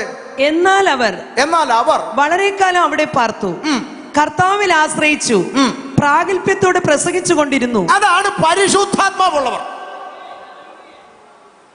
അതാണ് പരിശുദ്ധാത്മാവുള്ളവർ. ഈ പാ കാണുമ്പോ തുത്തുന്ന് അടിച്ചിട്ട് അങ്ങോട്ട് ഇറങ്ങുമ്പോ പേടിച്ചോടുന്നതൊന്നും പരിശുദ്ധാത്മാവല്ല. അവരവിടെ വിഷയമുണ്ടാക്കിയപ്പോൾ അവർ അവിടെ വളരെ കാലം പാർത്തു, പ്രാഗൽഭ്യത്തോടെ സംസാരിച്ചു. ആരെങ്കിലും ഓലപ്പാമ്പ് കൊണ്ട് കാണിച്ചാൽ ഓടുന്നവനല്ല, പരിശുദ്ധാത്മാവുള്ള അഭിഷിക്തന്മാർ അവരെ അവിടെ തന്നെ താമസിച്ചു, ധൈര്യത്തോടെ ദൈവവചനം പ്രസംഗിച്ചു. ആമേൻ. അതുകൊണ്ട് കേരളത്തിലാണ് ഞാൻ പറയും, വിളച്ചിലും വിളവെടുപ്പൊന്നും ഇങ്ങോട്ട്, അതൊക്കെ ഞാൻ പറയും. എനിക്ക് തമിഴിൽ പറയാൻ അറിയത്തില്ല, അതുകൊണ്ട് വിരട്ടലും വിളച്ചിലൊന്നും എടുക്കണ്ട. പരിശുദ്ധാത്മാവുള്ളവർ പ്രാഗൽഭ്യത്തോടെ ദൈവവചനം പ്രസംഗിക്കും. മനസ്സിലാകുന്നുണ്ടോ? ആമേൻ. അവർ വളരെ കാലം അവിടെ പാർത്തു, പ്രാഗൽഭ്യത്തോടെ ദൈവവചനം പ്രസംഗിച്ചു. അപ്പോഴെന്ത് സംഭവിച്ചു? അടുത്ത വാക്യം. അവൻ തന്റെ കൃപയുടെ വചനത്തിന് സാക്ഷി നിന്ന് അവരുടെ കയ്യാൽ അടയാളങ്ങളും അത്ഭുതങ്ങളും ഉണ്ടാകുവാൻ വരം നൽകി. എന്നാൽ പട്ടണത്തിലെ ജനസമൂഹം ഭിന്നിച്ചു. ചിലർ യഹൂദന്മാരുടെ പക്ഷത്തിലും ചിലർ അപ്പോസ്തലന്മാരുടെ പക്ഷത്തിലുമായി. ജനങ്ങളുടെ ഇടയിൽ ഒരു ഭിന്നത ഉണ്ടായി. ഒരു കൂട്ടം ആളുകൾ ആരുടെ കൂട്ടിലായി? യഹൂദന്മാരുടെ പക്ഷത്തിലും ഒരു കൂട്ടം ആളുകൾ അഭിഷിക്തന്മാരായ ദൈവദാസന്മാരുടെ പക്ഷത്തിൽ രണ്ടു കൂട്ടമായി തിരിഞ്ഞു. അങ്ങനെയും ഉണ്ട്. ഈ കഴിഞ്ഞ 3 മാസങ്ങൾക്ക് മുമ്പ് ഒരു അനുഭവം എനിക്കുണ്ട്. നിങ്ങൾ ചിലരൊക്കെ കണ്ടു കാണും. ഈ തിരുവനന്തപുരത്ത് പെരിങ്ങമല എന്ന് പറയുന്ന ഒരു സ്ഥലത്തിനടുത്ത് ഞാനൊരു കവലെ പ്രസംഗിച്ചുകൊണ്ട് നിൽക്കുന്ന ഒരു വീഡിയോ വൈറലായി. നിങ്ങൾ കണ്ടു കാണും ചിലരെങ്കിലും. അപ്പം ഞാൻ പ്രസംഗിച്ചുകൊണ്ട് നിൽക്കുമ്പോൾ ഒരു കുടിയൻ അവിടെ നിന്ന് ഇങ്ങനെ ഡാൻസ് കളിക്കുന്നതാണ് വീഡിയോ. കണ്ടിട്ടുണ്ടാവും ചിലരെങ്കിലുമൊക്കെ. അപ്പോൾ ഈ കുടിയൻ ഇങ്ങനെ ഡാൻസ് കളിച്ചിട്ട് എൻ്റെ മുമ്പിൽ വെച്ച് തന്നെ അരയെന്ന് മദ്യക്കുപ്പി എടുത്ത് ബാക്കി പകുതിയും കൂടെ കുടിച്ച് എടുത്ത് കളഞ്ഞിട്ട് ഞാൻ ഒന്ന് പ്രസംഗിക്കുമ്പം പുള്ളി എൻ്റെ നേരെ നിന്ന് ഇങ്ങനെ വർത്താനം പറയണം. ഞാൻ പ്രസംഗിച്ച് തീരുന്നവരെ പുള്ളി അവിടെ നിന്നു. നമ്മൾ നിർത്തിയതുമില്ല, പ്രസംഗിക്കുകയും ചെയ്തു. പ്രസംഗം തീർന്നപ്പോൾ അവിടുത്തെ ബസ് സ്റ്റോപ്പിൽ പ്രസംഗം കേട്ടുകൊണ്ടിരിക്കുന്ന അവിടുത്തെ നാട്ടുകാരായ ചെറുപ്പക്കാരുണ്ട്. ഓട്ടോക്കാരും മറ്റു ചെറുപ്പക്കാർ പയ്യന്മാരൊക്കെ അവിടെയുണ്ട്. പ്രസംഗം തീർന്നപ്പോൾ അവിടെയുള്ള ചെറുപ്പക്കാരെല്ലാം കൂടെ വന്ന് ഇവനെ അങ്ങ് ചുമന്നു, പൊക്കിയെടുത്തു. എന്നാടാ കാണിക്കുന്നതെന്ന് ചോദിച്ചു. അടിച്ചു തന്നെ ശരിയാക്കുമെന്നും പറഞ്ഞ് അവിടെയുള്ള ആളുകളെല്ലാം കൂടെ വന്ന് ഇവനിട്ട് അടിക്കാൻ പോയി. മനസ്സിലായോ? എന്ന് വെച്ചാൽ അവിടുത്തുള്ളവർ തന്നെ വന്ന് അവനെ കൈകാര്യം ചെയ്തു. അപ്പോൾ ഒരു കൂട്ടം ദൈവാത്മാവിൽ അനുകൂലമായി നിന്നു, ഒരു കൂട്ടം പ്രതികൂലമായി നിന്നു. ഇതാണ് അവിടെ വായിച്ചത്. എന്നിട്ട് അവരെന്ത് ചെയ്തു? അടുത്ത വാക്ക്. അവരെ അപമാനിക്കാനും കല്ലെറിയുവാനും ജാതികളും യഹൂദന്മാരും അവിടുത്തെ പ്രമാണികളോടുകൂടി ഒരാക്രമം ഭാവിച്ചപ്പോൾ ശ്രദ്ധിച്ചേ, പരിശുദ്ധാത്മാവിൽ നിറഞ്ഞ് ധൈര്യത്തോടെ ദൈവവചനം പ്രസംഗിക്കുന്ന അഭിഷിക്തന്മാർക്ക് കിട്ടിയ സമ്മാനം: 1 അപമാനം, 2 കല്ലെറി, 3 അക്രമം. ഇന്നും അങ്ങനെയാണ്, അന്നും. നിങ്ങൾക്ക് മനസ്സിലായോ? ഇവിടുത്തെ കൺവെൻഷൻ എന്നൊക്കെ നടത്തി സുവിശേഷം പറയാതെ ആളുകളെ വെറുതെ സ്റ്റേജിൽ കയറ്റി കഷണ്ടി മുടി കിളിർപ്പിക്കുന്നു, പല്ലിൻ്റെ പോടടയ്ക്കുന്നു. യേശു ഇതാ നിന്റെ പല്ലിൻ്റെ പോടടയ്ക്കുകയാണെന്നൊക്കെ പറഞ്ഞ് വെറുതെ വട്ടത്തരം കാണിക്കുന്ന ഒത്തിരി താങ്കുവും താരവും ഇല്ലേ ഇവിടെയൊക്കെ ഉണ്ടോയെന്ന് എനിക്ക് അറിഞ്ഞൂടെ? ഇവന്മാര് ഒത്തിരി ഉണ്ട്. അനുഗ്രഹത്തിൻ്റെ കവിഞ്ഞൊഴുക്ക് തങ്കുവും, പല്ലിൻ്റെ പോടടയ്ക്കുന്ന താരവും, സജിത്ത്, ഇങ്ങനെയൊക്കെ ഒത്തിരി ഉണ്ട്. ഇഷ്ടം ഇതൊക്കെ പോയി, കത്തോലിക്ക തിരിച്ചു പോയി. അപ്പം ഞാൻ പറഞ്ഞത്, ഇങ്ങനെ ഈ മിമിക്രി കാണിക്കുന്നവർക്കൊന്നും പ്രശ്നമില്ല. സത്യസന്ധമായി ദൈവവചനം പ്രസംഗിക്കുന്നവരുടെ നേരെ പ്രതികൂലങ്ങളുണ്ടാവും. അതൊക്കെ 10-20 വർഷമായി ഇതൊക്കെ സഹിച്ച്. പിന്നെ നമ്മുടെ അടുത്ത് വല്ലതും വന്നാൽ പോടാന്ന് പറയാനുള്ള ആംബിയർ നമുക്ക് ഉണ്ട്. അതിനുള്ള ധൈര്യം പരിശുദ്ധാത്മാവ് തന്നിട്ടുണ്ട്. നീ ഇവിടെ ആരും വിളിച്ചില്ലേലും റോഡിൽ ഇറങ്ങിയ യേശുവിനെ പ്രസംഗിക്കാനുള്ള ചങ്കൂറ്റം ഇതിൻ്റെ അകത്തുണ്ട്. ഇത്രയൊക്കെ മതി. പക്ഷെ യഥാർത്ഥമായി ദൈവവചനം പ്രസംഗിച്ച അഭിഷിക്തന്മാരുടെ നേരെ അവരെ അപമാനിക്കാൻ തുനിഞ്ഞു, അവരെ കല്ലെറിയാൻ കല്ലെടുത്തു. അവരുടെ നേരെ ഒരു അക്രമത്തിന് മുതിർന്നപ്പോൾ പരിശുദ്ധാത്മാവുള്ള അഭിഷിക്തന്മാർ പറഞ്ഞു, അക്രമത്തിൻ്റെ വഴി ഞങ്ങൾക്ക് ഇല്ല. പ്രാർത്ഥിക്കുന്ന ദൈവ കുഞ്ഞുങ്ങളൊക്കെ മനസ്സിലാക്കിക്കോണം, അക്രമത്തിൻ്റെ വഴി നമുക്ക് ഇല്ല. അക്രമത്തിൻ്റെ വഴി നമുക്കൊക്കെ ഉണ്ടായിരുന്നെങ്കിൽ യവന്മാരെയൊക്കെ എപ്പോഴേ കാലേ വാരി അടിച്ചേന്, അല്ലേ? ഇല്ലേ അച്ഛാ? ഞാൻ ഈ കഴിഞ്ഞ ഒരു 4 മാസമാവും ഈ തിരുവനന്തപുരത്ത് വട്ടിയൂർക്കാവിനടുത്ത് മൂന്നാമൂടെന്ന് പറഞ്ഞ സ്ഥലത്ത് ഞാൻ പ്രസംഗിച്ചുകൊണ്ട് നിൽക്കുക. ഒരു ഗ്രൗണ്ടാണ്. ആ ഗ്രൗണ്ടിൻ്റെ സൈഡിൽ ഒരു വീട്. ഞാനിങ്ങനെ പ്രസംഗിച്ചുകൊണ്ടിരിക്കുന്നു, ദൈവമക്കളെല്ലാം എന്നെ കേട്ടോണ്ട് ഇങ്ങനെ ഇരിക്കുകയാണ്. അപ്പോൾ ഈ വീട്ടിൽ നിന്ന് ഒരു ചെറുപ്പക്കാരൻ ഇങ്ങോട്ട് ഇറങ്ങി അവിടെ അങ്ങോട്ട് ഇറങ്ങി നിന്നിട്ട് ഇവ മുണ്ടൊക്കെ അങ്ങോട്ട് മടക്കി കുത്തിവെച്ച് അവിടെ നിന്ന് അങ്ങോട്ട് പള്ളു വിളിക്കുക, ചീത്ത വിളിക്കുക. അപ്പം ഞാൻ ഈ ദൈവമക്കളെല്ലാം പേടിച്ചിട്ട് ഇടയ്ക്കിടയ്ക്ക് ഇവനെ അങ്ങോട്ട് നോക്കുക. ഞാൻ ഇവിടെ നിന്ന് പ്രസംഗിക്കുക, ഇവരെല്ലാം തിരിഞ്ഞ് അങ്ങോട്ട്. ഞാൻ പലവട്ടം പറഞ്ഞു പ്രസംഗം ഇവിടെയാണ്, നിങ്ങൾ ഇങ്ങോട്ട് നോക്കെന്ന് പറഞ്ഞിട്ടും ഇവരെല്ലാം ഇടയ്ക്കിടയ്ക്ക് അങ്ങ് പേടിച്ചിട്ടു. അവസാനം ആ ശുശ്രൂഷയുടെ ആ ഒരു അന്തരീക്ഷം പോകുന്നെന്ന് കണ്ടപ്പം ഗതി കെട്ടിട്ട് ഞാൻ ഈ മൈക്കിൽ കൂടെ പറഞ്ഞു, ഇതിൻ്റെ അപ്പുറത്തെ മിമിക്രി കാണിച്ച് നടന്നതാണ് ഞങ്ങളൊക്കെ. നീ മര്യാദയ്ക്കിരുന്നില്ല, നിന്നെ അടിച്ച് റെഡിയാക്കാനുള്ള ആംബിയർ ഇല്ലാഞ്ഞിട്ടല്ല ഇവിടെ നിൽക്കുന്നത്, ഈ പുസ്തകം അനുവദിക്കാത്തതുകൊണ്ടാണ്, നീ മര്യാദയ്ക്കിരുന്നോണമെന്ന് പറഞ്ഞു. അപ്പോഴേ അകത്ത് കയറി പോയവൻ യോഗം തീരുന്നവരെ പുറത്ത് വന്നിട്ടില്ല. ചില സമയത്ത് അങ്ങനെയൊക്കെ ആവശ്യം. നമുക്കൊന്നും ചെയ്യാൻ പ്രമാണമില്ല കേട്ടോ, അങ്ങനൊന്നും ആരും ചിന്തിക്കരുത്. അക്രമത്തിന്റെ വഴി നമുക്കില്ല, അത് അവനോട് പറഞ്ഞതാ. ഈ വഴി ഞങ്ങൾക്കില്ലാത്തത് കൊണ്ടാ നീ വർത്താനം പറയുന്നതെന്നാ പറഞ്ഞേ.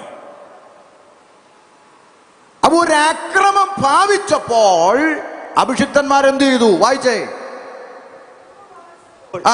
അവർ അത് ഗ്രഹിച്ചു, അവരത് മനസ്സിലാക്കി. ലുസ്ത്ര, ദർബ എന്ന ലുക്കവോന്യ പട്ടണങ്ങളിലേക്കും ചുറ്റുമുള്ള ദേശത്തിലേക്കും ഓടിപ്പോയി. മറ്റു അക്രമത്തിന് മുതിർന്നപ്പോൾ അടിക്കുന്ന വഴി ഞങ്ങൾക്കില്ലെന്ന് പറഞ്ഞ് അവര് മറ്റു പട്ടണങ്ങളിലേക്ക് മാറിപ്പോയി. അവിടെ ചെന്നിട്ട് അവരവിടെ ബിസ്ക്കറ്റ് കച്ചവടം നടത്തിയെന്നാണോ? പിന്നെന്താ? അവിടെ സുവിശേഷം അറിയിച്ചു പോന്നു. കണ്ടോ? അപ്പൊ പരിശുദ്ധാത്മാവ് അകത്തുള്ള അഭിഷിക്തന്മാരുടെ ലക്ഷണം ഏത് പട്ടണത്തിൽ കൊണ്ടിട്ടാലും അവര് സുവിശേഷം പറയും. ആമേൻ. ഉഴുത്തറയെന്ന് ഓടിച്ച് കളീക്കള വിട്ടാൽ കളീക്കവള സുവിശേഷം പറയും. കളീക്കവളെന്ന് ഓടിച്ച് പാറശാല വിട്ടാൽ പാറശാല പോയി സുവിശേഷം പറയും. പാറശാലയെന്ന് ഓടിച്ച് അമരവിള വിട്ടാൽ അമരവിള സുവിശേഷം പറയും. അമരവിളയെന്ന് ഓടിച്ച് നെയ്യാറ്റിങ്കര വിട്ടാൽ നെയ്യാറ്റിങ്കര സുവിശേഷം പറയും. ദൈവദാസന്മാരെ ഉലകത്ത് എവിടെ കൊണ്ടിട്ടാലും ഞങ്ങൾ സുവിശേഷം പറഞ്ഞിരിക്കും. ഹല്ലേലൂയ. അങ്ങനെ അവർ ലുസ്ത്ര എന്ന് പറഞ്ഞ സ്ഥലത്ത് സുവിശേഷം പ്രസംഗിച്ചു കൊണ്ടിരുന്നപ്പോൾ സംഭവിച്ച കാര്യമാണ് ഇനി വായിക്കാൻ പോകുന്നത്. വായിച്ചാട്ടെ. ലുസ്ത്രയിൽ അമ്മയുടെ ഗർഭം മുതൽ മുടന്തനായി ഒരിക്കലും നടന്നിട്ടില്ലാതെയും കാലിന് ശക്തിയില്ലാതെയും ഉള്ളൊരു പുരുഷൻ ഇരുന്നിരുന്നു. ഒരു ചെറുപ്പക്കാരൻ പ്രസംഗം കേട്ടോണ്ടിരിക്കുകയാണ്. അവന്റെ പ്രത്യേകത എന്താ? അവൻ ഗർഭത്തിൽ നിന്ന് പുറത്തു വന്ന കാലം മുതൽ അവന്റെ കാലിന് മുടന്തുണ്ട്, നടക്കാൻ പറ്റില്ല. അങ്ങനെ ഒരു ചെറുപ്പക്കാരൻ പ്രസംഗം കേട്ടുകൊണ്ടിരുന്നു. അടുത്ത വാക്ക്. അവൻ പൗലോസ് സംസാരിക്കുന്നത് കേട്ടു. അവൻ അവനെ ഉറ്റുനോക്കി സൗഖ്യം പ്രാപിപ്പാൻ അവന് വിശ്വാസമുണ്ട് എന്ന് കണ്ടിട്ട് നീ എഴുന്നേറ്റ് കാലൂന്നി നിവർന്നു നിൽക്ക എന്ന് ഉറക്കെ പറഞ്ഞു. പ്രസംഗം കേട്ടുകൊണ്ടിരിക്കുന്ന ചെറുപ്പക്കാരന്റെ ഉള്ളിൽ യേശുവിനോടുള്ള വിശ്വാസം വലുതാണെന്ന് പരിശുദ്ധാത്മാവിൽ പൗലോസിന് മനസ്സിലായിട്ട് അവനോട് പറഞ്ഞു, യേശുവിന്റെ നാമത്തിൽ കാലൂന്നി എഴുന്നേറ്റ് നിൽക്കാൻ പറഞ്ഞു. സംഭവിച്ചത് എന്താ? അടുത്ത വാക്ക്. അവൻ കാലൂന്നി നിവർന്നു നിൽക്കാന്ന് ഉറക്കെ പറഞ്ഞു. അവൻ കുതിച്ചെഴുന്നേറ്റു നടന്നു. കരങ്ങൾ ഉയർത്തി ദൈവത്തെ സ്തുതിച്ചാട്ടെ. യേശുവിന്റെ നാമത്തിൽ എഴുന്നേറ്റ് നടക്കാൻ പറഞ്ഞപ്പോൾ അവൻ കുതിച്ചെഴുന്നേറ്റ് നടന്നു. ഞാൻ നിങ്ങളോട് പറഞ്ഞത് നിങ്ങൾക്ക് മനസ്സിലായോ? യേശു ക്രിസ്തു സൗഖ്യമാക്കുമെന്ന് പറഞ്ഞാൽ കഷണ്ടിയിൽ 2 മുടി വരുന്നതോ പല്ലിന്റെ ബോർഡടയ്ക്കുന്ന പരിപാടിയല്ല. ആമേൻ. മുടന്തൻ കുതിച്ചെഴുന്നേറ്റ് നടക്കും. അത്ര പവറുള്ള നാമമാണ് യേശു ക്രിസ്തുവിന്റെ നാമത്തിന്റെ ശക്തി എന്ന് പറയുന്നത്. നമ്മൾ പലപ്പോഴും ഈ കർത്താവിനെ കുറച്ച് കാണരുത്. അതാണ് ഞാൻ പറഞ്ഞു വന്നതിൻ്റെ ആശയം. നമ്മൾ ഈ ചെറിയ ചെറിയ കാര്യം, ഈ പനിയും തലവേദനയും മാറ്റുന്നവനാക്കി യേശുവിനെ മാറ്റരുത്. കർത്താവ് വൻ കാര്യങ്ങളെ ചെയ്യുന്ന ദൈവമാണ്. മുടന്തൻ ചാടി എഴുന്നേറ്റു, കുതിച്ചെഴുന്നേറ്റ് നടന്നെന്നാണ്. അല്ലാതെ ഇപ്പോഴത്തെ ഈ പിള്ളേർ കാണിക്കുന്ന മാജിക് പോലെ ഇൻസ്റ്റാൾമെന്റ് സൗഖ്യമൊന്നും യേശുവിന് ഇല്ല. ഇപ്പൊ ഇൻസ്റ്റാൾമെന്റ് സൗഖ്യമാണ്. ബ്രദർ സൗഖ്യമായിട്ടുണ്ട്, ബ്രദർ വിശ്വസിച്ചോളൂ, ഗ്രാജുവലി ശരിയായിക്കോളും. അങ്ങനെ പറഞ്ഞു വിടുന്ന പരിപാടി യേശുവിന് ഇല്ലായിരുന്നു. ശിഷ്യന്മാർക്കും ഇല്ലായിരുന്നു. നിങ്ങൾ ആരെങ്കിലും കണ്ടിട്ടുണ്ടോ യേശു ഒരുത്തനോട് സുഖമായിട്ടുണ്ട്, കുറച്ച് ദിവസം കഴിയുമ്പോൾ അങ്ങ് ശരിയായിക്കോളും അങ്ങനെ പറഞ്ഞോ? കർത്താവ് ആരെങ്കിലും സൗഖ്യമാക്കിയിട്ടുണ്ടെങ്കിൽ അത്ഭുതകരമായ സൗഖ്യം അവിടെ വെളിപ്പെട്ടിട്ടുണ്ട്. ഇനി ഒരു കാര്യം കൂടെ ചേർത്ത് പറയാം, കർത്താവ് സൗഖ്യമാക്കിയവരാരും ഒന്നുകൂടെ എന്ന് പറഞ്ഞു വന്നിട്ടില്ല. ഉണ്ടോ? യേശു ഒരാളെ സൗഖ്യമാക്കി, അയാൾ പോയി, 2 ദിവസം കഴിഞ്ഞപ്പോൾ തിരിച്ചു വന്നു, ഇന്നലെ ചെയ്തേ അങ്ങോട്ട് ഒത്തില്ല, ശരിയായില്ല, ആ മുഴ ഇപ്പോഴും ചെറുതായിട്ട്, ഒന്നുകൂടെ വന്നിട്ടുണ്ടോ? ഇല്ല. കർത്താവ് സൗഖ്യമാക്കിയാൽ അത് സാക്ഷാൽ സൗഖ്യമാണ്. മനസ്സിലായോ? അപ്പൊ ഈ നല്ല നോട്ടും കള്ളനോട്ടും തിരിച്ചറിയുന്നത് പോലെ ദൈവിക സൗഖ്യം നമ്മൾ തിരിച്ചറിയണം. അല്ലാതെ ഈ മാജിക്കുകാരുടെ അടുത്ത് നിന്ന് തല കൊണ്ട് വെച്ചേച്ച് തപ്പി നോക്കേ, ഇപ്പൊ മുഴയുണ്ടോ, ഇപ്പൊ മുഴയില്ല, ഇങ്ങനെയുള്ള വട്ടത്തരങ്ങളൊന്നും കാണിക്കരുത്. കാരണം വേദപുസ്തകത്തിൽ കർത്താവോ ശിഷ്യന്മാരോ സൗഖ്യമാക്കിയവരാരും അവരുടെ പുറകെ സാക്ഷ്യം പറയിക്കാൻ കൊണ്ട് നടന്നിട്ടില്ല. ഉണ്ടോ? ഉണ്ടോ? യേശു ഗദരദേശത്ത് ആരെയാ സൗഖ്യമാക്കിയത്? പറ. ലഗ്യോൻ ബാധിച്ചവൻ അല്ലേ? എന്നിട്ട് യേശു അവനോട് പറഞ്ഞോ, എങ്ങനുണ്ട്? സുഖമായി. നാളെ ഞാൻ യെരിഹോ എന്ന പട്ടണത്തിലോട്ട് പോവുക, നീ അങ്ങ് വരണം, എന്നിട്ട് സാക്ഷ്യം പറയണം അവിടെ, അവരും കൂടെ വിശ്വസിക്കാൻ വേണ്ടി കേട്ടോ. വരാൻ കർത്താവെന്ന്. പിറ്റേന്ന് യേശു യെരിഹോവിലെത്തി. എല്ലാ പുരുഷാരും എല്ലാവരും വന്നിട്ടുണ്ടോ? എല്ലാവരും ഉണ്ടല്ലോ. എല്ലാവരും ഉണ്ട്. പ്രിയപ്പെട്ടവരെ, ഇന്നൊരു അത്ഭുത സാക്ഷ്യം നിങ്ങളെ കേൾപ്പിക്കാൻ പോവുകയാണ്. ഞാൻ ഇന്നലെ ശുശ്രൂഷിച്ചത് ഗദരദേശത്തായിരുന്നു. അപ്പൊ അവിടെ വെച്ച് ഭൂതം ബാധിച്ച ഒരുത്തൻ വന്നു. ഞാൻ ജസ്റ്റ് ഒന്ന് കൽപ്പിച്ചതേ ഉള്ളൂ. അവൻ സൗഖ്യമായി. അവന്റെ അനുഭവം പറയാൻ വേണ്ടി അങ്ങ് ഗദരദേശത്തുനിന്ന് വളരെ കഷ്ടപ്പെട്ട് യാത്ര ചെയ്ത്, ഫ്ലൈറ്റ് ഒന്നും ഇല്ലല്ലോ, അതുകൊണ്ട് ഉരുണ്ട കല്ലുകളുടെ ഒക്കെ ഇടയിലൂടെ നടന്ന് വളരെ കഷ്ടപ്പെട്ടാണ് ചാക്കോച്ചൻ ഇവിടെ എത്തിയിരിക്കുന്നത്. ഇത് ചാക്കോച്ചനെ കരങ്ങളടിച്ച് നമുക്ക് സ്വാഗതം ചെയ്യാൻ ചാക്കോച്ചൻ. അപ്പൊ ചാക്കോച്ചൻ ഇങ്ങോട്ട് വന്നു. ചാക്കോച്ചൻ പറയൂ, എന്തൊക്കെയാണ് അനുഭവങ്ങൾ? പറയൂ. ഞാൻ കല്ലറക്കകത്ത് കിടക്കുമായിരുന്നു. കല്ലറക്കകത്ത് കിടക്കുമായിരുന്നു ദൈവമക്കളെ, കല്ലറക്കകത്ത്. പറയൂ. എനിക്ക് തുണിയൊന്നും ഇല്ലായിരുന്നു, ഞാൻ തുണിയില്ലാതെ കിടക്കുമായിരുന്നു. തുണിയില്ലായിരുന്നു ദൈവമക്കളെ. വാട്ട്, ഇങ്ങനെ വല്ലതും നിങ്ങൾ കണ്ടിട്ടുണ്ടോ? ആരും മിണ്ടുന്നില്ല. ഈ പാസ്റ്ററെ വിളിച്ചത് ശരിയായില്ലെന്നുണ്ട് ഇന്ന് പറഞ്ഞു വിട്ടേക്കണം. ആമേൻ. അങ്ങനെ വല്ലതും കണ്ടിട്ടുണ്ടോ? Price the Lord. അങ്ങനൊന്നും പറഞ്ഞിട്ടില്ല. യേശു പറഞ്ഞു, നീ നിന്റെ നാട്ടിൽ പോയി നിന്നെ സൗഖ്യമാക്കിയവനെ കുറിച്ച് പറയാൻ പറഞ്ഞു. ഹല്ലേലൂയ. നമുക്ക് സൗഖ്യം തന്ന കർത്താവിനെയാണ് നമുക്ക് ഉയർത്തേണ്ടത്. സൗഖ്യം നൽകിയ ബ്രദർമാരുടെ പുറകെ അല്ല നമ്മൾ നടക്കേണ്ടത്. നമുക്ക് സൗഖ്യം നൽകിയ ദൈവത്തിൻ്റെ നാമത്തെയാണ് നമ്മൾ ഉയർത്തേണ്ടത്. Praise the lord. പരിശുദ്ധാത്മാവുള്ളവൻ അങ്ങനെ ചെയ്യുന്നത്. ബൈബിളിൽ പറയുന്ന പരിശുദ്ധാത്മാവ് എത്ര പേർ കൊണ്ടെന്ന് ഞാൻ നാളെ സഭായോഗത്തിൽ തെളിയിക്കാം. നമ്മൾ വിചാരിക്കുന്ന ഈ അന്യഭാഷ പറയുന്നവരെല്ലാം ആത്മാവോടെ ചുമ്മാതാന്ന്. ചുമ്മാ, അതൊക്കെ ചുമ്മാതാ. എത്ര പേരിൽ പരിശുദ്ധാത്മാവ് ഉണ്ടെന്ന് വാക്യസഹിതം ഞാൻ നാളെ തെളിയിക്കാം സഭായോഗത്തിൽ.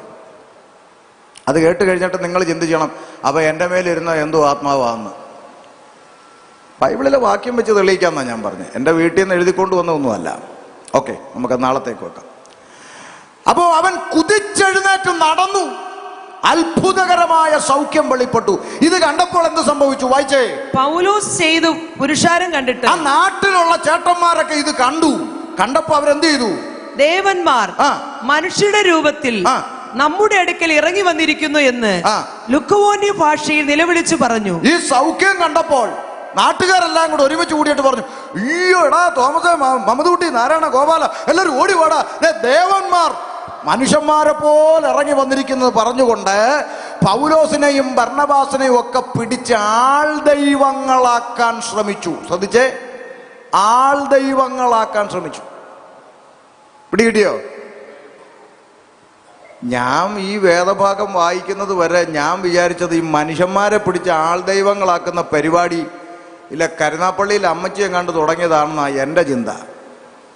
പക്ഷെ ഈ പുസ്തകം വായിച്ചപ്പോഴല്ലേ മനസ്സിലായത് കരുനാപ്പള്ളിയിൽ അമ്മച്ചി തുടങ്ങിയതല്ല. പണ്ടേ ഉണ്ട് പരിപാടി, മനുഷ്യന്മാരെ പിടിച്ച് ആൾ ദൈവങ്ങളാക്കുക. ഇപ്പൊ നമ്മുടെ നാട്ടിലെ ആൾ ദൈവങ്ങൾ ഇഷ്ടം പോലെ ഇല്ലേ? ഇവിടെ ഇല്ലേ? തമിഴ്നാട്ടിൽ ആൾ ദൈവങ്ങളില്ലേ? ഇന്നാള് പത്രത്തിലൊരു വാർത്ത കണ്ടു, ഒരു ആൾ ദൈവത്തിന് പനിയാണ്, പ്രാർത്ഥിക്കണോ? നമുക്ക് എന്നെ ചെയ്യാൻ പറ്റും?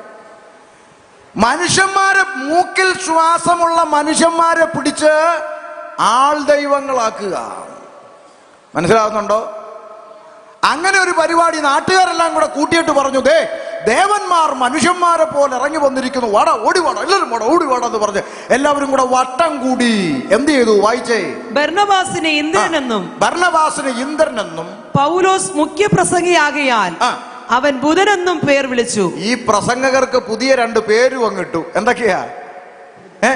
ഇന്ദ്രനെന്നും ബുധനെന്നും 2 പേരും അങ്ങിട്ടു. പേരിട്ടിട്ട് ഇവരെ അങ്ങ് ആൾദൈവമാക്കി കണ്ണാടി കൂട്ടി കയറ്റാൻ വേണ്ടി ഉള്ള ശ്രമങ്ങൾ അങ്ങോട്ട് തുടങ്ങി. ആമേൻ. എന്താ ചെയ്തത്? വായിച്ചേ. പട്ടണത്തിന്റെ മുമ്പിലുള്ള ഇന്ദ്രക്ഷേത്രത്തിലെ പുരോഹിതൻ കാളകളെയും പൂമാലകളെയും പൂമാല. നിങ്ങൾക്കറിയോ പൂമാല എന്താന്ന്? തമിഴ്നാട്ടിലും പൂമാല തന്നെയല്ലേ? പൂ കൊണ്ടുണ്ടാക്കിയ മാല. വലിയ പൂമാലകൾ കൊണ്ടുവന്ന് ഇവരെ തോളയിലോട്ട് കഴുത്തേലോട്ട് ഇട്ട് സ്വീകരിപ്പാൻ വേണ്ടി കാളക്കിടാങ്ങളെയും പൂമാലകളെയൊക്കെ കൊണ്ടുവന്നപ്പോൾ ശ്രദ്ധിച്ചേ, പരിശുദ്ധാത്മാവ് അകത്തുള്ള അഭിഷിക്തന്മാർ അതിനെ തടഞ്ഞു, നിർത്താൻ പറഞ്ഞു. നിങ്ങൾ എന്തായി കാണിക്കുന്നത്? നിർത്താൻ പറഞ്ഞു. മനസ്സിലായോ? നിങ്ങൾക്ക് മനസ്സിലായോ ഞാൻ പറഞ്ഞ എന്താന്ന്? ഇന്നത്തെ ന്യൂ ജനറേഷൻ പ്രസംഗകരായിരുന്നെങ്കിലോ പൂമാലയിട്ട് സ്വീകരിക്കാൻ വരിക. ഇന്നത്തെ പ്രസംഗകരായിരുന്നെങ്കിലോ ഇപ്പടല്ലേ ഒരു മിനിറ്റ് ഇടല്ലേ കറക്റ്റ്. സെൽഫി ഇട്ടോളൂ, ഫോട്ടോ എടുക്കുക, നേരെ സോഷ്യൽ മീഡിയയിൽ ഇട്ടിടുക. ഞങ്ങൾ ഗുജറാത്തിൽ ചെന്നപ്പോൾ സ്വീകരിച്ച വിധം പൂമാല. Praise the lord. എന്നാൽ പരിശുദ്ധാത്മാവാകത്തുള്ള അഭിഷിക്തന്മാർ അതിനെ അനുവദിച്ചില്ല കേട്ടോ. ഇതൊക്കെ തിരിച്ചറിയണം. ദൈവാത്മാവ് അകത്തുള്ളവർ തടഞ്ഞു. അരുത്, ഞങ്ങളെ പൂമാലയിട്ടൊന്നും സ്വീകരിക്കണ്ട. ഞങ്ങൾ ഈ ലോകത്തിൽ പൂമാലയിട്ട് സ്വീകരിക്കപ്പെടാനുള്ളവരല്ല. ഞങ്ങൾ ക്രൂശിന്റെ മാർഗവുമായി ഇറങ്ങിത്തിരിച്ചവരാണ്. കഷ്ടതയോ പട്ടിണിയോ നഗ്നതയോ ഉപദ്രവമോ വാളോ ആപത്തോ ഇതൊന്നിനും ഞങ്ങളെ കർത്താവിന്റെ സ്നേഹത്തിൽ നിന്ന് വേർപിരിക്കാൻ കഴിയത്തില്ലെന്ന് ഉറച്ച തീരുമാനത്തോടെ ഇറങ്ങിത്തിരിച്ചവരാ. ഞങ്ങൾക്ക് പൂമാല വേണ്ട. ഞങ്ങൾക്ക് ഈ ലോകം നൽകുന്ന ഒരു തരത്തിലുള്ള മേന്മകൾ ഞങ്ങൾക്ക് വേണ്ട. Price the Lord. പരിശുദ്ധാത്മാവകത്തുള്ളവർ പറഞ്ഞു, അരുത്, നിങ്ങൾ എന്തായി കാണിക്കുന്നത്? എന്നിട്ട് പറഞ്ഞ വാചകമാണ് നമ്മൾ വായിച്ച കുറിവാക്യം. വായിച്ചേ.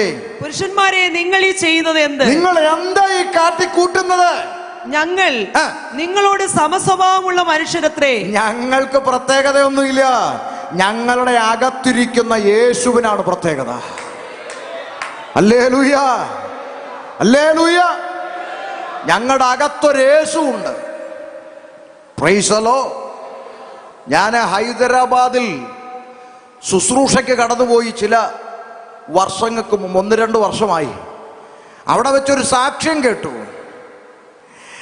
ഹൈദരാബാദിൻ്റെ ഉൾപ്രദേശങ്ങളിൽ ഒരു ദൈവദാസൻ പ്രാർത്ഥനയ്ക്കൊരു വീട് വാടകയ്ക്കെടുത്ത് പ്രാർത്ഥന തുടങ്ങി.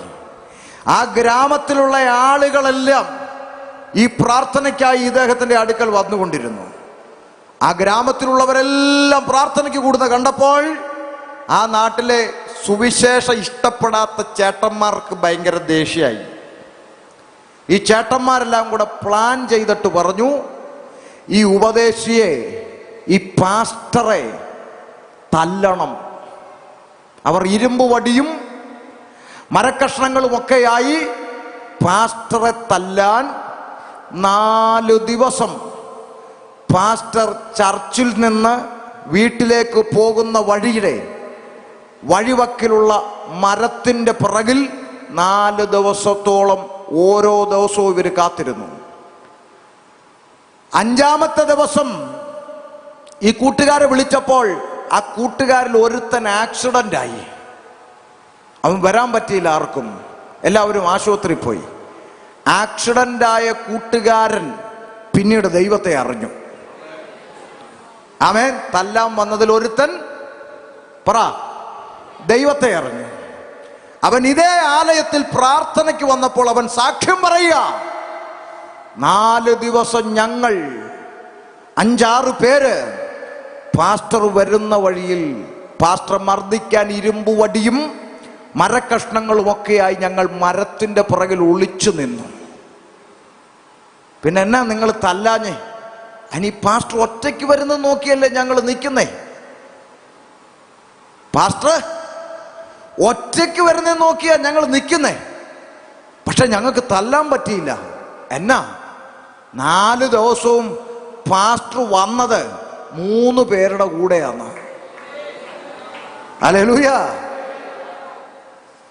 ആ ദൈവദാസൻ അത് കേട്ട് കസേരന്ന് താഴെ വീണ് നെടുമ്പാട് വീണ് നിലവിളിച്ച് കരഞ്ഞ് ദൈവത്തെ സ്തുതിക്കാൻ തുടങ്ങി. കാരണം അദ്ദേഹം 4 പേരായല്ല പോയത്.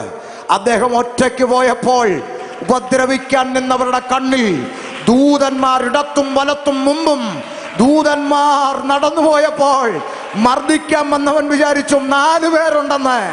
അതാ ഞാൻ പറഞ്ഞത്, ഞങ്ങൾ സാധാരണ മനുഷ്യന്മാരാണ്, പക്ഷെ ഞങ്ങളുടെ അകത്തിരിക്കുന്ന ഒരു ദൈവമുണ്ട്. ആ ദൈവത്തിനെ തടുക്കുവാൻ, ആ ദൈവ പ്രവൃത്തി അവസാനിപ്പിക്കുവാൻ ഉലകത്തിൽ ഒന്നിനും കഴിയത്തില്ലെന്നാ പറഞ്ഞത്. സ്വത്രം മർദ്ദിക്കാൻ വന്നവന്റെ കണ്ണി 4 പേരുണ്ട്. സ്തോത്രം. ആ പാവപ്പെട്ട ഉപദേശി അപ്പച്ചൻ, ഒരു കൈ വീശി അടിക്കാൻ ത്രാണിയില്ലാത്ത പാവം മനുഷ്യൻ നെടുമ്പാട് വീണ് നിലവിളിച്ചു ദൈവത്തെ സ്തുതിച്ചു. ആമേൻ. പൗലോസ് പറഞ്ഞു, എന്നെ ശക്തനാക്കുന്നവൻ മുഖാന്തരം ഞാൻ സകലത്തിനും മതിയായവനാണ്. ഹല്ലേലൂയ. സ്തോത്രം. പൗലോസ് പറഞ്ഞു, നിങ്ങൾ ഈ ചെയ്യുന്നത് എന്താണ്? ഞങ്ങൾ നിങ്ങളെപ്പോലുള്ള മനുഷ്യന്മാരാണ്.